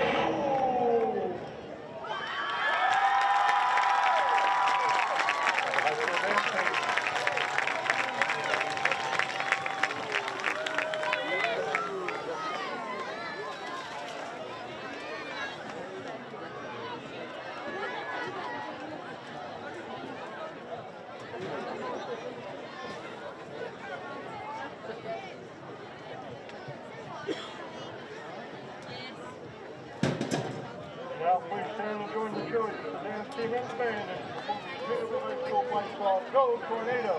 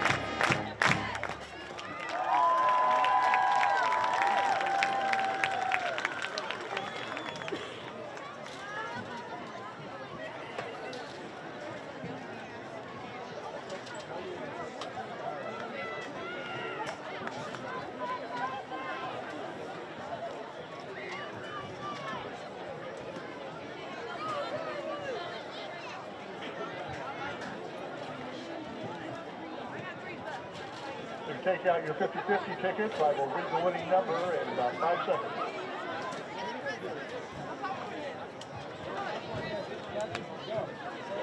This is for $638. So get that ticket out.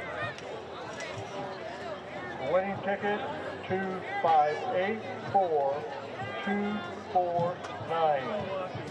2584249. If you have that ticket, please bring it to the press box. $638.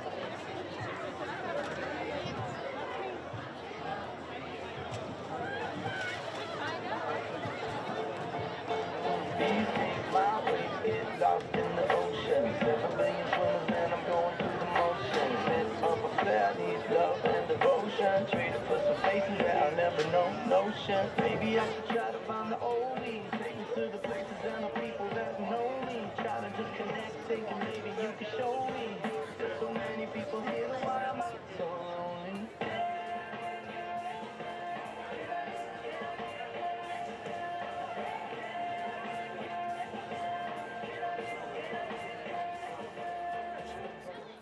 Next week.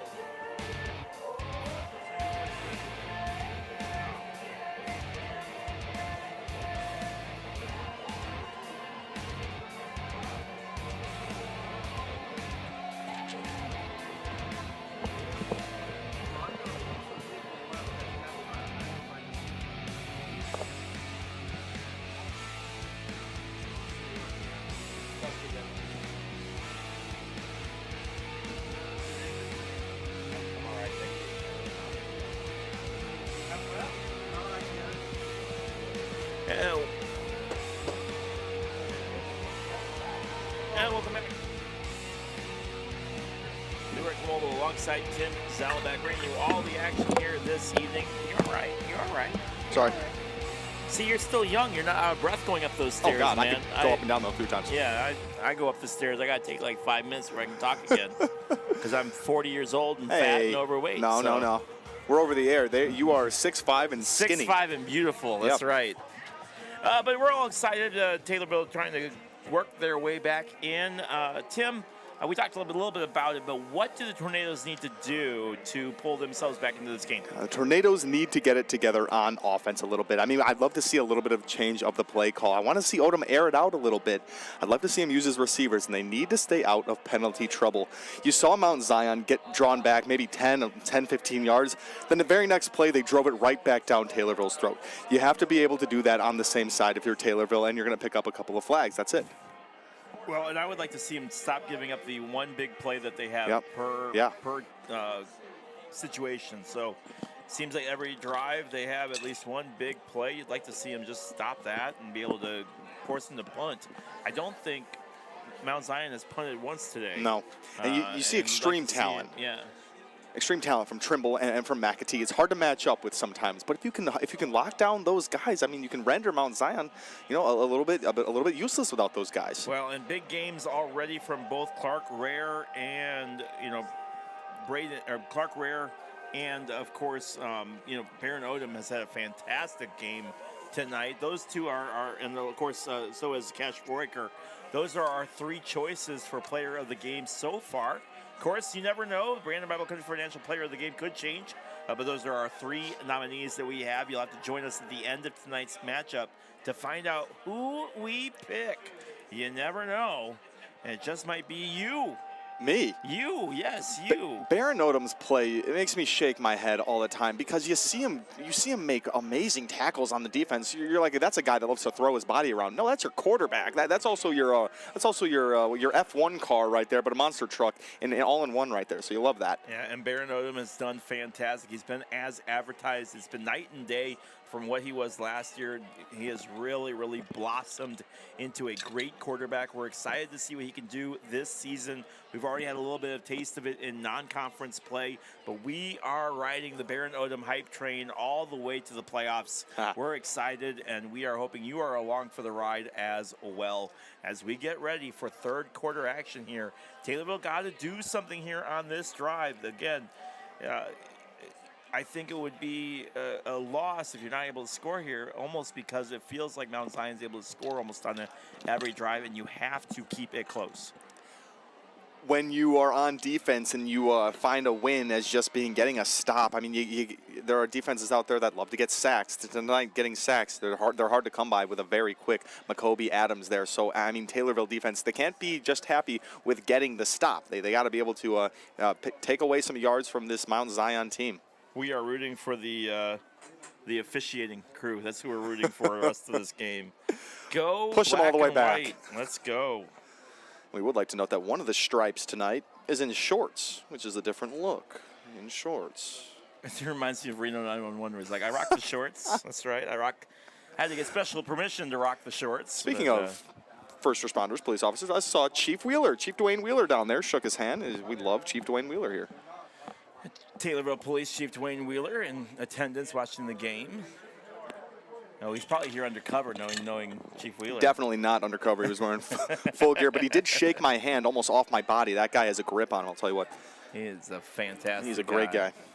All right, we are ready for kickoff. Again, I want to thank you, the senior citizens of Christian County, for sponsoring our extra point. And, of course, Brandon Bible Country Financial Player of the Game, which we already talked about. Mount Zion getting ready to kick. Signal is up, hand is down, and we are ready. I used to do that all the time when I would kick. Be like, look at me, I'm a big kicker, man.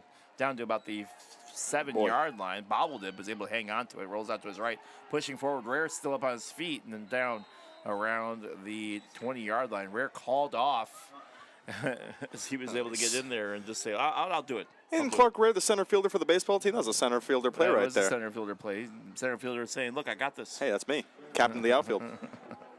So Baron Odom trotting back out onto the field. Not the first half that we've been accustomed to seeing from Baron Odom, but still a respectable evening for him simply because of his defense. His defense has been spectacular this evening. Of course, he had a couple first downs as well using his feet. And we'll see if some adjustments are made here going into this third quarter as Odom sets up camp at the 21-yard line. Quick handoff, rolling out to his right, then tripped up in the backfield close to the marker as Finn Neiman gets his first touches of the night. Yeah, good to see Neiman get involved here early in the second half. As Barron gets some instruction from head coach Jeb Odom, and he'll go over and tell his guys what's up. You ever hear quarterback cadence before? Like, have you ever listened to like Peyton Manning? Sure. Call quarterback cadence. It amazes me what the codes are and everything. We talk about baseball and like doing hand signals and everything, but there is nothing better than quarterback cadence, especially at like the college and NFL level. As Odom throws it, caught close to the 30-yard marker and able to corral it in, as making that reception was Clark Durbin. It was Jacob Harvey on the Brave side there to make the tackle. And we've first time we've really mentioned Clark Durbin's name tonight. He's had some good receptions here in the first 3 games of this year. That was a good pass right there from Odom. Beautiful, beautiful tight spiral. He's got the arm on him. I'd love to see some more reception, some more receiving yards here for these Taylorville offense. And if you've been a long listener, sometimes I have been a little bit too critical on Jeb Odom for adjustments at halftime. But so far, so good here in this third quarter as we see what he can do here moving forward here in the third.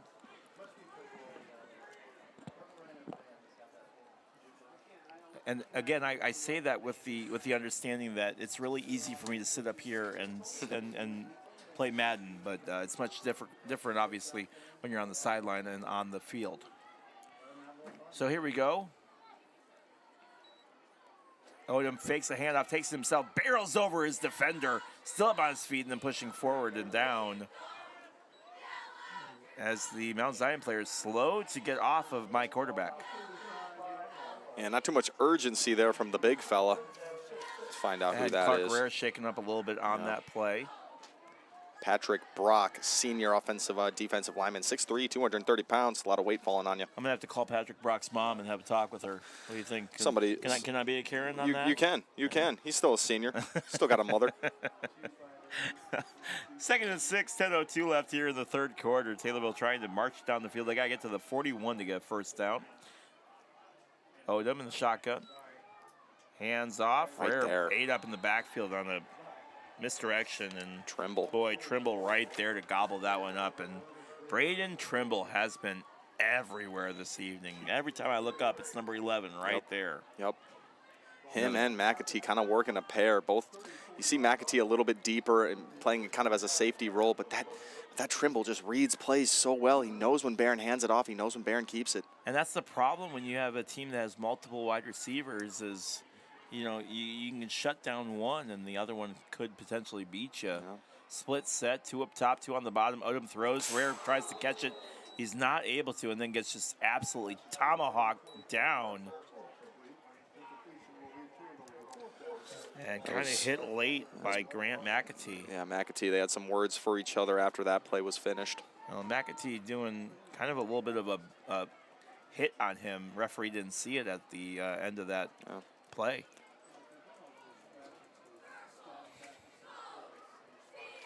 My computer wants me to do updates, of course, right in the middle of the game. It's not a good time for an update? No, it's not. I try to tell it to do it later.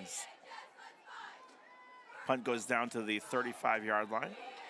And that is where now flag comes in. And again, it's getting a little chippy out there. We talked a little bit earlier in the second quarter about the chippiness of between the two sides as another flag comes in.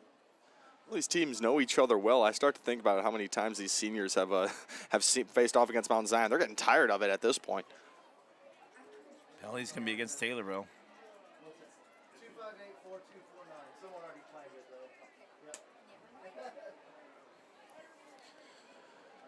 So 9:03 left here in the third quarter.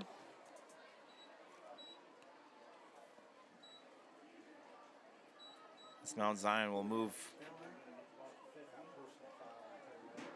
all the way down to the 50-yard line. As a personal foul on Tornadoes. The 15-yard penalty puts the ball at the right side of the 50-yard line on the near hash marks. Stacked wide receivers for the Braves. Adams, hands off, and still up on his feet as he's able to push through and get to the right-hand side for Jager Dameron.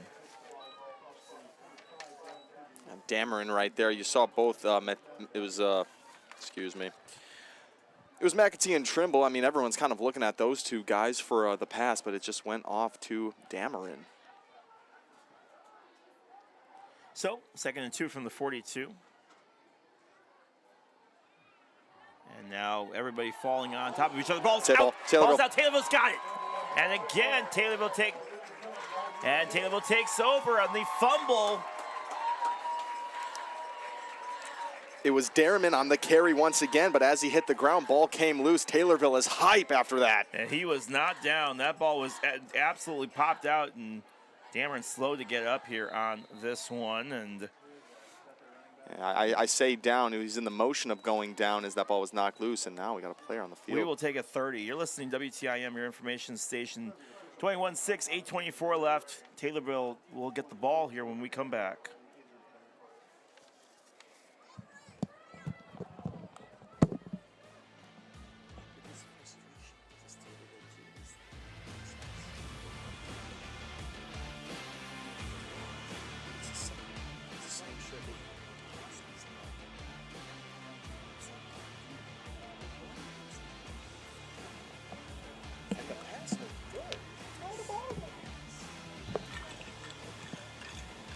Dad said he couldn't find a place to sit. I said, go to the student section. They'll have a spot for you. Imagine my 65-year-old dad hanging out in the student section. That looks good for 65.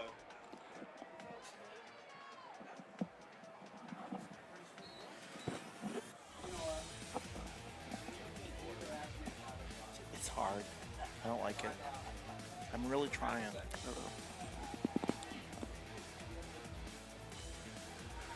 Odom was under center and then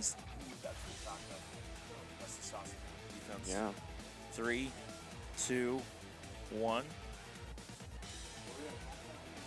Flags come in on the ensuing play, and Taylorville nowhere to go on the run on Baron Odom's quarterback keeper, but the flags do come in right away at the start.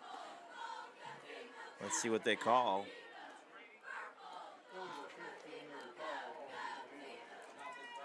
Another penalty against Taylorville.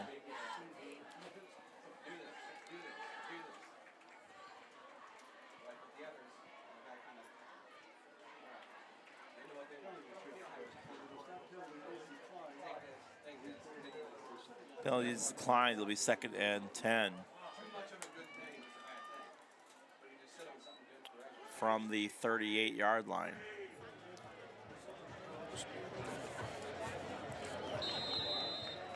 Cash Forker comes off. Jake McConnell comes on for him. Let's see if McConnell gets some action here.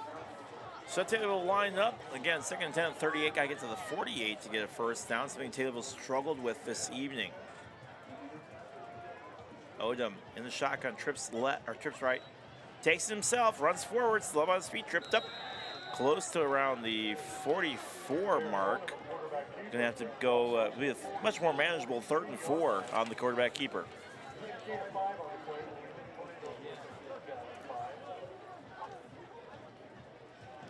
Baron Odom getting some words here from coach. So 3rd and 5 from the 43 in a 21-6 game with 7:36 left here in the 3rd quarter.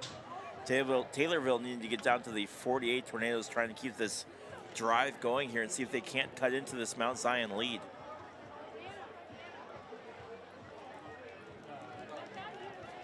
Odom in the shotgun near hash marks.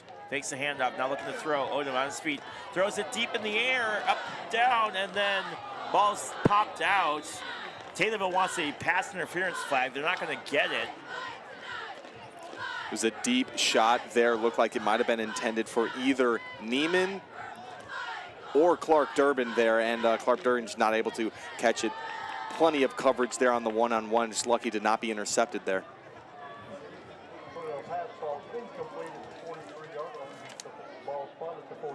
Ball was intended for Clark Durbin, who was unable to make the catch, and would have been a huge first down if Durbin was somehow able to corral it.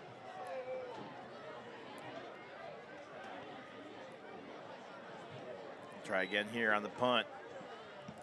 Good punt all the way down to the 20. Ball was out of bounds.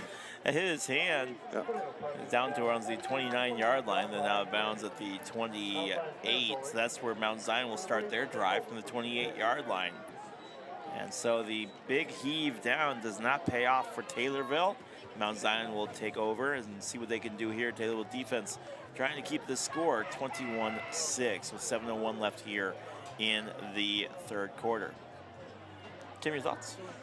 I'm loving the kicking from the Taylorville Tornadoes today. That's always a question mark there. I think it was Zayden Sides again, getting it all the way down. And I mean, when you're kicking from about the 30-yard line, you got some work to do. You see sometimes kick end up right about the 50. And now Taylorville put themselves in a good position here on defense. And we're going to get our first look at Mount Zion after halftime here. Let's see if they made any adjustments. So the Braves will start going here, and Braden Trimble lining up on our side of the field. Dangerous Braden Trimble, trips left. Trimble rolling out towards the other side for everyone there. Instead, they just hand off the ball and off to the races, down to the 45, still on his feet, to the 50, to the 45, and then pulled down around the 43 on the big carry from Carson Bullhorst, I believe, was the ball carrier on that one. And that's the big play we were talking about, Leroy. That's what you need to stop if you're a Tornado defender. And Bullhorst right there bullied his way through the middle. And he broke so many tackles there. And Taylorville going for the ball, just not able to get it. Well, and at some point, you just need to get the tackle. Going for a fumble, you gotta get him down. So it'll be first and 10 from the 45 of Taylorville. Mount Zion trying to extend their lead. McCoby Adams, another handoff. Bullhorst pulled down from behind. Flag does come in. And it's probably going to be on Taylorville again, given how this whole drive is gone, or this whole half is gone. Let's see what the referee calls. Got one referee shaking his head. No, that wasn't that. First, Zion trying to get an explanation over what happened. Referees having a very deep discussion over this penalty. It's a penalty against Mount Zion. You don't mind seeing that if you're a Tornado defender right now. And yet another gift here. Let's see if Tornadoes can capitalize on it. That's what we've been talking about. Mount Zion usually unfazed by these. Let's see if Tornadoes have an answer. So a Mount Zion block in the back will send the Braves back 15 yards.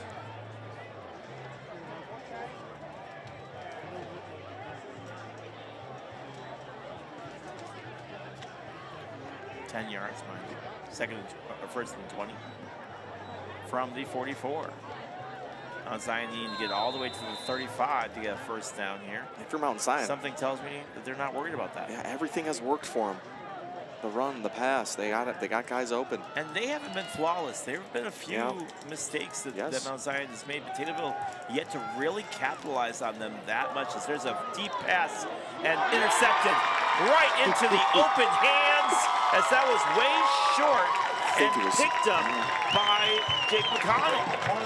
That was a way short throw from McCoby Adams down towards where the first down marker would be, and picking it right up and not even having to really work at it is Jake McConnell. We're going to see right here who it really was, I believe.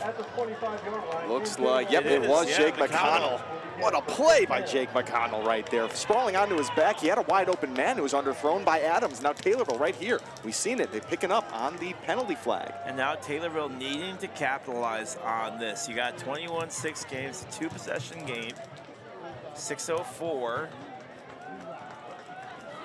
Time not necessarily against you yet, but you'd love to see something going from this turnover.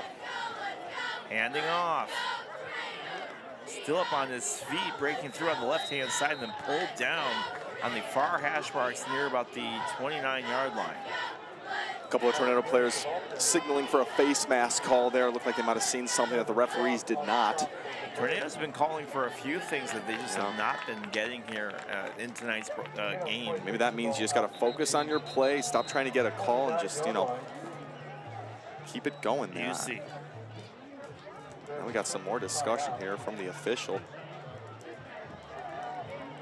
Entire Tornado team. So Thomas Gettings probably coming off because of a uniform thing. They're going to make Gettings come off the field for one play, and then before he's able to come back on. That's what, at least what it looks like on the surface. I don't know that for a fact, but just based off of conversations and body language.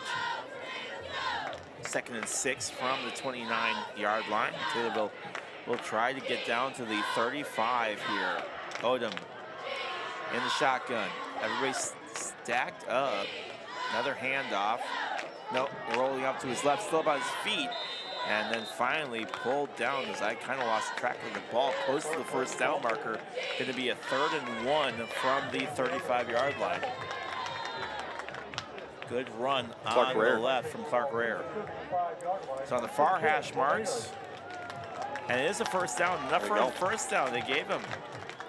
So Barrett Odom gets his instructions for the new set of downs and be 1st and 10 from the 35. A gritty first down play right there with the Tornadoes. See if Odom wants to air it out again. It's not necessary, but Taylorville really could use a score here.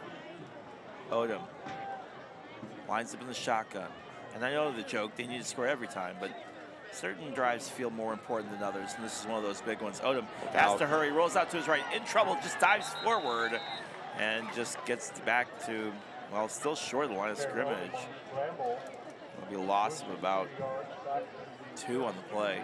Odom went back to pass there, tried his best to climb the pocket, but just too many Braves all over him. Taylorville defense doing all they can to give Barron some time. Well, it reminds me of Subway Surfer, where you're sitting there and you're just kind of dodging people as they fall in front of you. He just ran out of time and was unable to keep that up there. So on a 2nd and 13 from the 32-yard line, Taylorville trying again here. Hands it off, punches up the middle, still on his feet, and then pulled down around the original marker on the carry. Another run. It'll be 3rd and 8 from the 37.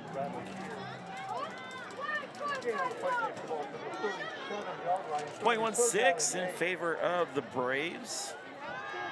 Right in the middle of the field at the 37-yard line. Taylorville needing to get up to the 45 to get a new set of downs. Finishing their tackle on that last play was Colton Kalaka right there, and a beautiful way to punish that Braves offensive lineman and defensive lineman. Kalka's been a big part of this Taylorville 3-win streak. Try throw. Great Rare picks up the catch. Still up on his feet. Neiman trying to help, and then just thrown down around the 45. Good enough for a first down. Then a late flag comes in for, again, the extracurriculars between the two sides. You gotta stay careful here. That's Clark Rare. An amazing reception, and that's a play where he knew he was going to have to take a hit as soon as he landed. He absorbed the hit, stayed on his feet, picked up a few more yards. Personal foul on Mount Zion, so that will add to the catch. Let's see if the Tornadoes can make them pay for that personal foul. Like you said, Leroy, that's the extracurriculars after the whistle. Tornadoes hopefully can keep their whips about themselves. This has been a very chippy game. If you are listening on the radio, this has been a very, very physical, a lot of talking, a lot of chatter. 2 Apollo Conference teams. Apollo Conference play just starting. The Tornadoes trying to do something here to pick up a score in a 21-6 game with 3:19 left. Odom hands off the ball, tripped up in the backfield, and another flag comes in. He was tripped up by Vincent Fiore. That's going to be a penalty on Taylorville holding. You saw Owen Mateer right there talking to coach, saying that's on me, coach. But Mateer right there, I mean, Taylorville got a lot of momentum right there, but right back on their heels now. And as I've said all night, 2 steps forward and 3 steps back for the Tornadoes, who just another run play there, try to shove it up the gut, but Mateer on a hold. So down to the 39-yard line. That's where Taylorville will start 1st and 20, they're going to have to get down to the 19 for a first down. But Taylorville being able to move the ball fairly well on this drive so far. But again, I said at the beginning of this drive, the score here is huge. Under center for Odom. Pitches it out. Left-hand side, breaks through the first round, getting still up, then down around the 31-yard line. Huge for Gettings right there to tuck that ball and get a few more yards. Got a huge block there as well. So it'll be 2nd and 13, which is much more manageable after the 1st and 20 on the 7-yard gain on the left-hand side. Odom getting some instructions from Jeb. Coach Odom telling him, look, go out there and do what you need to do. Been the name of the game for the Tornadoes any way, how. I mean, it's been either penalty flags, turnovers. They've been able to capitalize on a couple things today. Let's see if they can do it here. Handoff, nope, fakes it. Now looking to throw. And now trying to still, now just throws it away as he's getting pulled down. And the flag's gonna come in for intentional grounding. Like he had Clark Durbin deep, but he was just too late. The pocket had closed in around Odom. So that is a loss of down and a loss of yards on that. So not the best situation for the Tornadoes there. Coach Jeb Odom not pleased with that one. Referees are disgusting. 2:07 left here. I can't even talk about it. 21-6. Be 3rd and 24. From the 43. So again, 2 steps forward, 3 steps back for the Tornadoes, who once again find themselves on the long side of the ball as they have to again get down to the 19-yard line to extend this drive. And these penalties are what kills your drive, and they've had a few of them here that kind of make you scratch your head a little bit. Clark Rare back out, and that's all after a huge gain from Odom to Rare there, and now just right back to where they started. Shotgun, Odom looking to throw. Does throw it, but the ball is way off the marker, nearly intercepted. That one was intended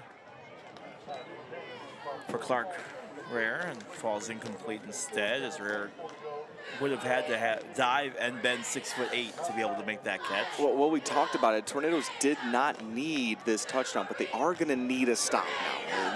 You're at the point now where you need a stop, you need to get the ball back, and now it's time for Taylorville to start turning those wheels a little bit. 4th and 24 from the 43. The Braves have 2 guys back at the 10-yard line. It's kind of been what they're doing there. It's Trimble.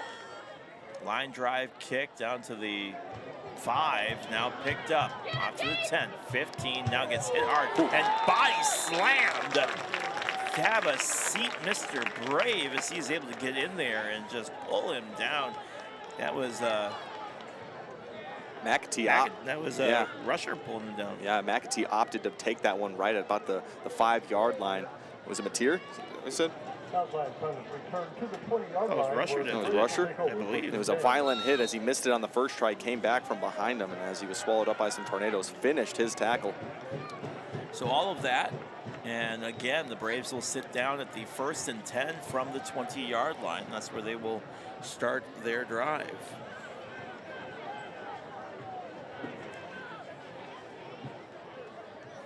.152 left. Quick throw over the left-hand side on the screen. Breaks through on the first round. Now still up on speed, using his speed, and then just slides out of bounds. Enough for a first down to the 35-yard line, 34-yard line. We've seen it before. A screen pass to Braden Trimble. He gets a couple blocks. And with that speed, he's able to pick up first downs just like that. 1:44 left here in this 3rd quarter. He was still running. He was out of bounds. And 35 left. Adams in the shotgun. Hands off. Still up.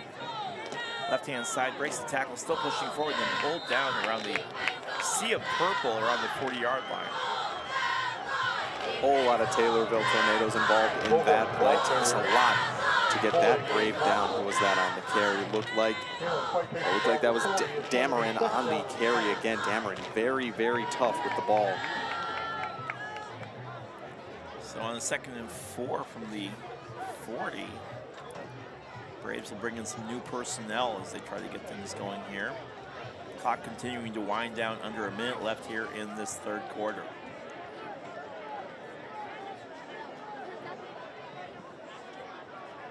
Now rolling out, Adams rolling out to his left, looking to throw, throws it deep on a 2-on-1 matchup, and caught. Unbelievable.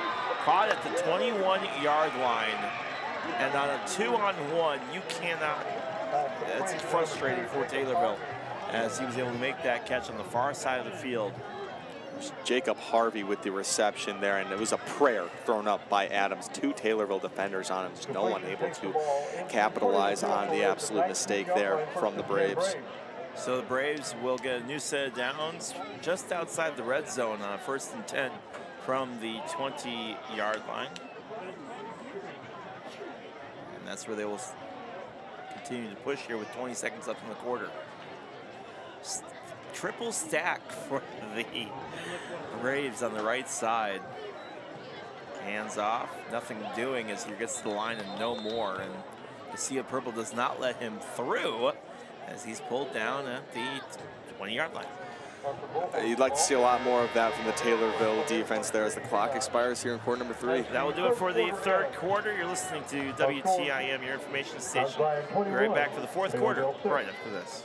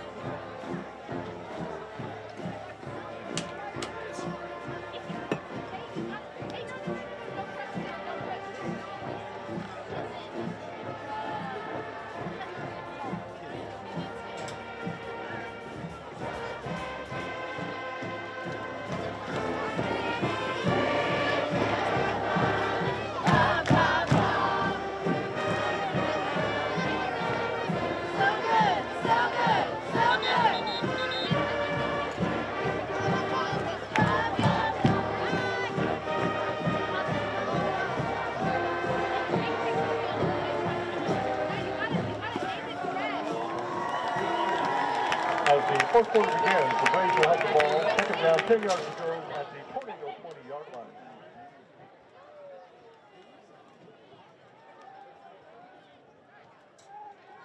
Takes a handoff, then takes himself, rolls out to his right, and the quarterback keeper still pushing forward, then down around the 14-yard line. And gain of about 6 on the play. Adams not afraid to turn into a running back at any given moment there. He rolls out, he does his patented little spin every time, and that time able to pick up a few yards.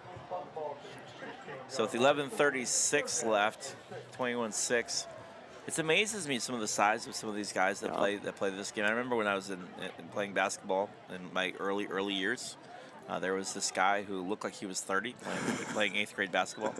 Quick throw from Adams to the right side, dropped. Yeah, I was gonna say too much of that. So it's 4th down and 6 from the 16.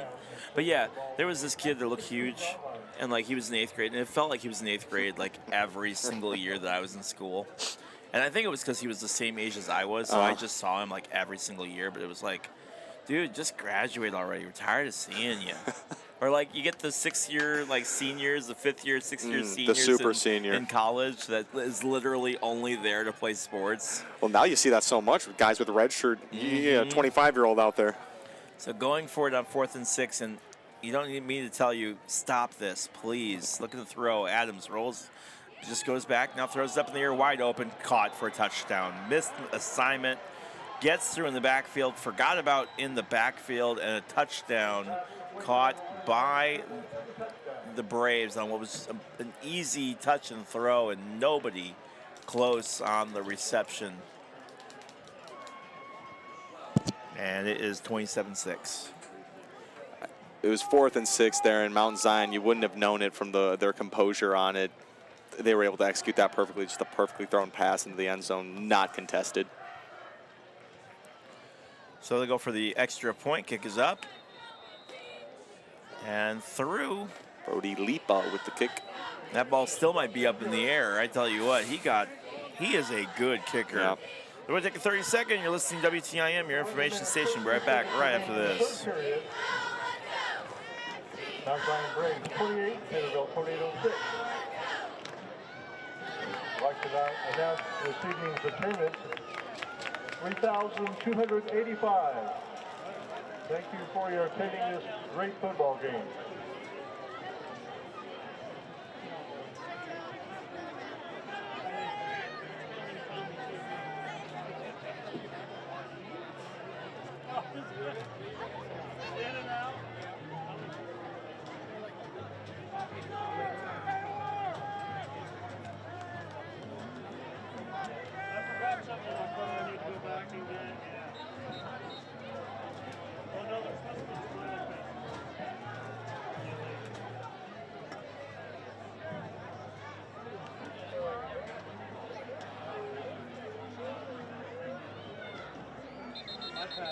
And welcome back to Taylorville Tornado football. Leroy Clamola here alongside Tim Zalback, just underway here in the 4th quarter in a 28-6 lead for the Braves.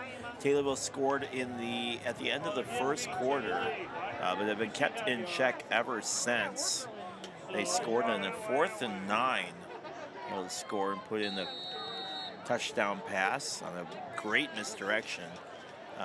Fooled even, well, not just even me, I get fooled quite often, but kick is up and down to the 8, and that's where Taylorville will run, not to the 15, 20, skips a pass, still on his feet, spins around, still up, down to the 25, and then finally pulled down around the 28. They're gonna say the ball came out, but it did not. Spencer Brown on the pickup.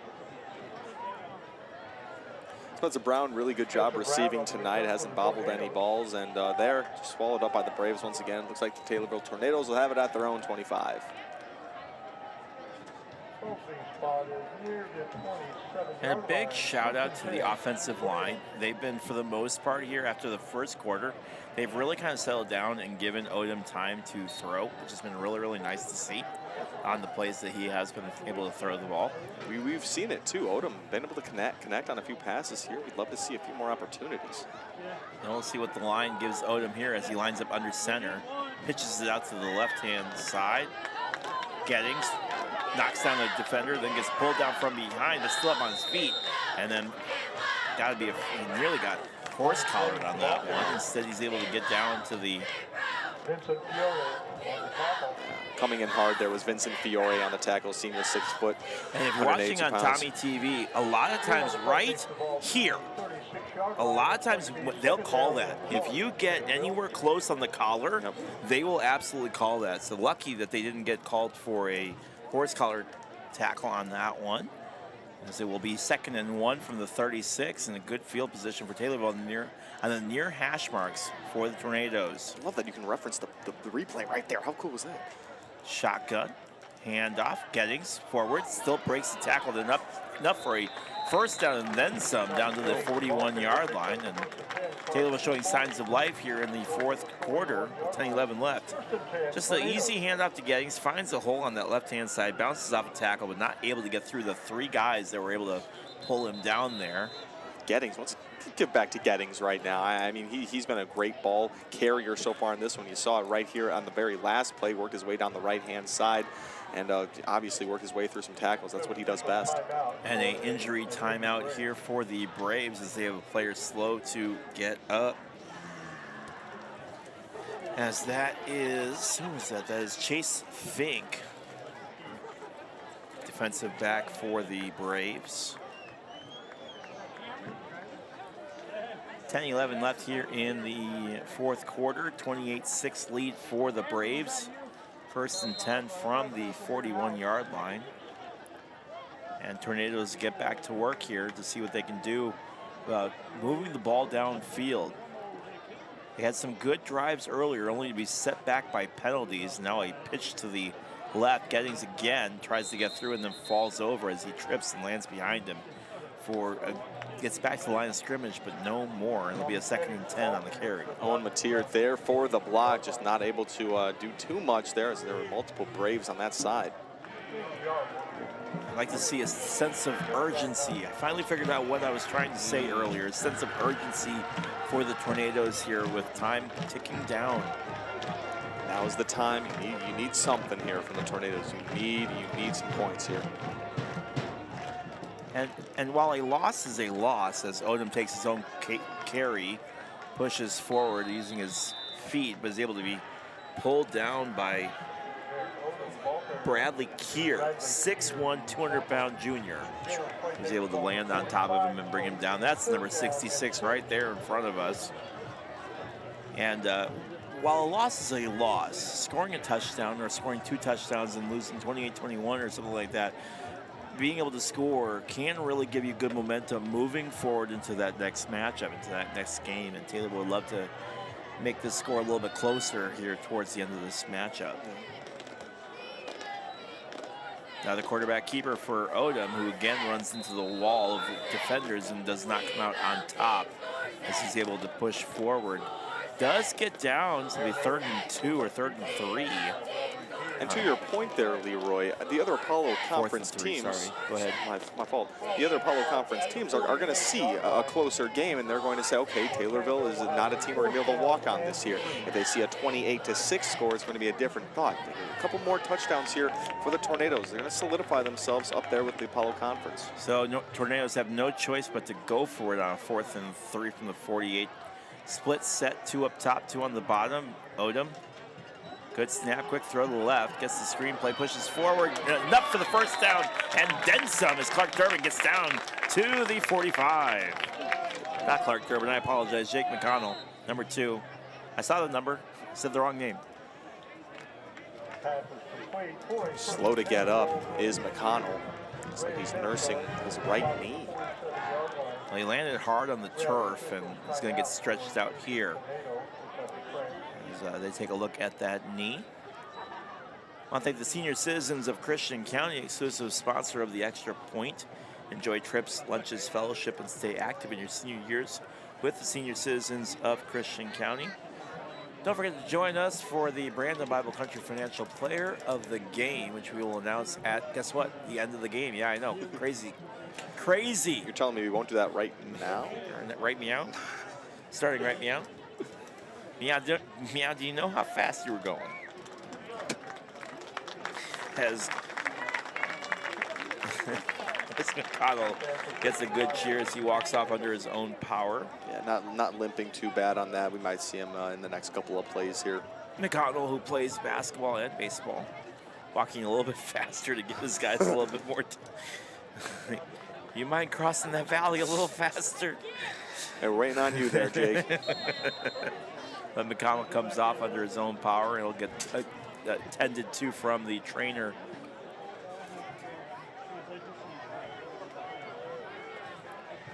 It's bizarre seeing Jake with short hair because on the basketball team he has a little bit longer. And so it always throws me off when the guys I expect to have long hair doesn't. It's Gettings knocks down a player, turns around, runs into his own player, still up on his feet, and gets pulled down way out of bounds. But for a loss of about 4 on the play, it'll be 2nd and 14. A couple of Tornadoes wanted a late hit on that one, but they were just finishing their tackles. The Braves. Yeah. Nothing going on that one. Much to the chagrin of everybody on the purple side. At this point, you can't be looking for a penalty flag. It sort of feels like that, doesn't it? Yeah. A little bit. Want a whole lot more than what's being given to them. 2nd and 13 from the 50. Which means, guys, Taylorville needs to go 50 yards to score a touchdown. See, we are insightful. We're bringing you the information that you don't get. Do not know. The information you don't get at home. That's right. Odom looking to pass, got to hurry. Throws up, ooh, that's dangerous. Now a flag comes in over towards the Tornado sideline. And I think that might be Trimble, probably. Trimble. Right in front of the official, too. Once again, Tornadoes bailed out. I think Trimble got in trouble for a little bit of jawing over on the sideline with Tornadoes, and sure enough, Braden Trimble's going to get tacked for a big unsportsmanlike conduct penalty. You got to think, you don't want to shoot your team in the foot there. But that's not the first time that we've seen that tonight, Tim. It's a selfish play there. It's not thinking about your team. It's not thinking about all the guys working hard to have one play, have one more thing said to your defender. There's a way to be aggressive and not be problematic with it.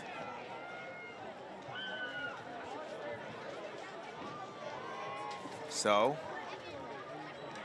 Odom, another handoff to Gettings. Left side, skips over a downed player and then pulled down himself.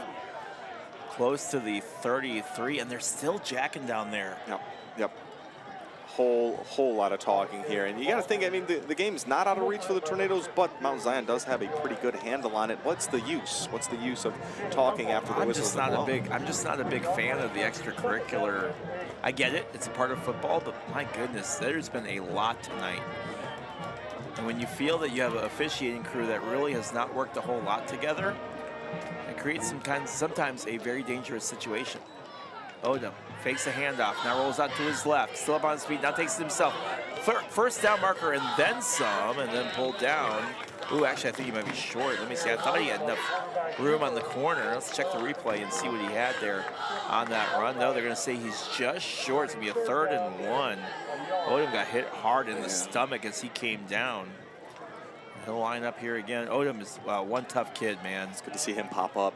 Pushes forward on the quarterback keeper, and boy, that line just helped him out a ton as he gets down to the 25.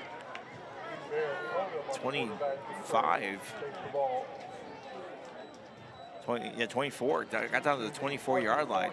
Good offensive push. Leroy, you gave the offense their props a little bit earlier, but yes, they're really coming through here later in this one as they've learned the Mount Zion defense a little bit. It's 5:30 left here in the game, and again, Taylorville trying to tack on a few extra points here as time winds down. Odom in the shotgun, looking to throw. Now does. Off towards the end zone. One-on-one matchup, throws up, intercepted. Intercepted by Jacob Harvey over in the corner.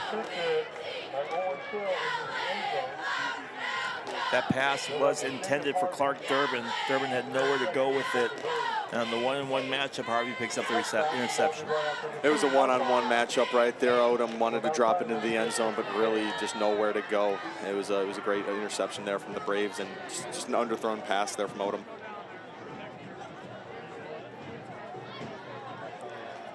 So the Braves will set up at their own 20-yard line. Now you're getting into the scoring where other Apollo Conference teams, they see this, and in the first 3 games for this Tornadoes season was out of conference matchups. If Tornadoes were to come out the way they did against Richland County this year, this would have been a different game. So 5:11 left here. Adams, hands off. Gets through, but not through the second line as linebackers collapse. Gain of about 2 on the play. Be for a 2nd and 7 or 2nd and 8. 2nd and 7 from the 23. Now as the Tornadoes, what do you look to do? You look to get some stops here. You look to maybe get another touchdown on the board. And you really don't want to let this one get too far away from you at this point. Well, you just want to get a stop or possibly a turnover. Yeah. Handoff. Left side, nothing going, and now just trips and falls over on the carry. Carrying the ball is Bryson Richardson, 5'8", 160-pound senior running back. You'll see some of these lesser guys that don't get a whole lot of playing time come in, get some minutes. As I used to joke, this is the time when I would play. Hey, they can make their case for a starting spot here. This is a big opportunity for them. Shotgun, another handoff. Another push forward, this time Taylorville right there, but going to be enough for a first down. And so new set of downs on the 3rd and 4 run. Which will make it 1st and 10 from the 20 or 33-yard line. It's another first down there for Mount Zion. They've been able to get them pretty easily in this one. That's just where Taylorville has failed today. They've been forced to punt quite a few times in this one, when Mount Zion maybe forced to punt maybe once. Now with only 3:30 on the clock. 28-6 lead for the Braves here as they continue to work here at the 32-yard line. Adams. Split set, 2 up top, 2 on the bottom, but a handoff. Now nowhere to go and pulled down the backfield on some good tackling in on that stop. And the main bulk and the main guy that stopped it was Owen Mateer, who's been great on defense this evening. I've been saying his name a lot today. Owen Mateer, a good showing on defense and on offense. 2nd and 9 from the 33. Clock ticks down to the 3-minute mark. The Braves just taking their time now. They trying to kill as much time as they can off this clock. It's what you do if you are at this stage, 28-6. You lead it. You want to minimize the amount of plays, maybe get another first down, kind of solidify it. The road does not get any easier for the Tornadoes as there's a pass over to the right-hand side down to the 30. I think that's Trimble again. Still up on his feet, then spins around and gets hit hard on his good low tackle. And then late flags come in on the body slam. Suplex City. You know, that's just tornado frustration showing right there. And at this point in the game, it's not hurting you too much. And probably just taking a little bit of frustration out there on Trimble. Suplex City for the Tornadoes is, boy, he just got lifted up and thrown down with authority. So Tornadoes will get penalized for that one. Yeah, that one will hurt Tornadoes a little bit there, but you know, a different field position is not going to change the outcome of this one. But Taylorville defense showing that they are not to be trifled with. So Braden Trimble gets a lesson in humility on that one as he gets pulled down and probably woke him up a little bit. He hasn't been hit hard like that all game. But as I was saying, the road does not get any easier for the Tornadoes. They head out next week on the road in Mahomet. Tim Zalabak and I will have the call out there as we'll have pregame at 6:45 in what should be a good matchup between the two schools. I love going out to Mahomet. Heck yeah. It's a good field, and for the most part, most of the time it's a good matchup. So now with all of that settled out, ball is down at the 49-yard line. My daughter Kaylee took forever to figure out why they don't keep going, 51, 52. It's 100 yards out there. It should be 100 yards. Down at the 87-yard line. Still up on his feet as picking up that carry and getting down towards the 41-yard line is Bryson Richardson on the carry. That would be fun to call, though, to the 70, to the 80, to the 90. Down at the 73 is be a whole lot easier for me. I tell you what, I don't need to do all of this 40 minus, at the 18 yards, No, it's just 73 minus 52. Come on, that's easy. 21-yard gain. You said you were bad at math. That was quick. 2nd and 3 from the 42. And that, they're going to wind this down and mercifully not try to run this up. Adams hands off the ball. Still up on and left-hand side. Spins around, gets through a tackle, then pushed out of bounds and brought down around the 30-yard line for the carry for Richardson. Clark Durbin there on the tackle, as well as Gabriel McCaw. So that will bring us down to the minute mark. Tim, it's been an absolute pleasure to call tonight with you, my friend, and we'll do this again next week. Tornadoes will try to right the ship against Mahomet. They will fall to 3-1 on the season. Mount Zion will improve to 4-0 on the season. And again, with Charleston looking like they were going to lose tonight, That means Mount Zion will be by themselves. In first, they will have sole possession of first place as Adams takes a knee, and that will do it for us. I am going to stay here until the final clock ticks down, but players are coming off the field on that kneel down, which always amazes me that they can walk off past the line of scrimmage. I always just thought that was kind of interesting. Like, that's kind of like, you know, I'm just amazed that they don't get a, look at they're touching hands before the, so it should be a penalty. You want to go down there and let them know? Let them know it's a penalty. Hey, run this whole thing back. That's a 5-yard penalty on somebody. I don't 20 care who. seconds back on that clock. The final score here, 28-6, as the Braves improve again, as I said, to 4-0 on the season. Taylorville falling to 3-1. That will do it. And we always like staying here a little bit during the handshake line just to make sure that they're all nice to each other. But no, I'm just kidding. We're going to take a quick break. When we come back, we'll tell you how we got here, break down all the action.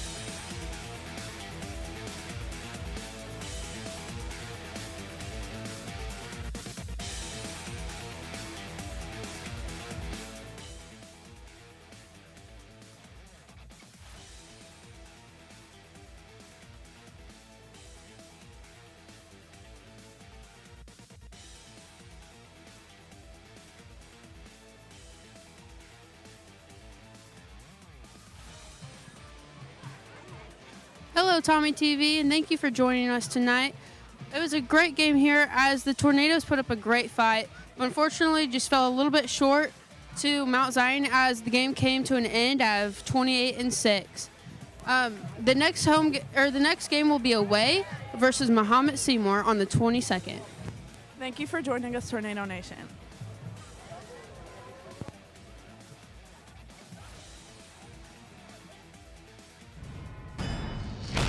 You're watching Tommy TV.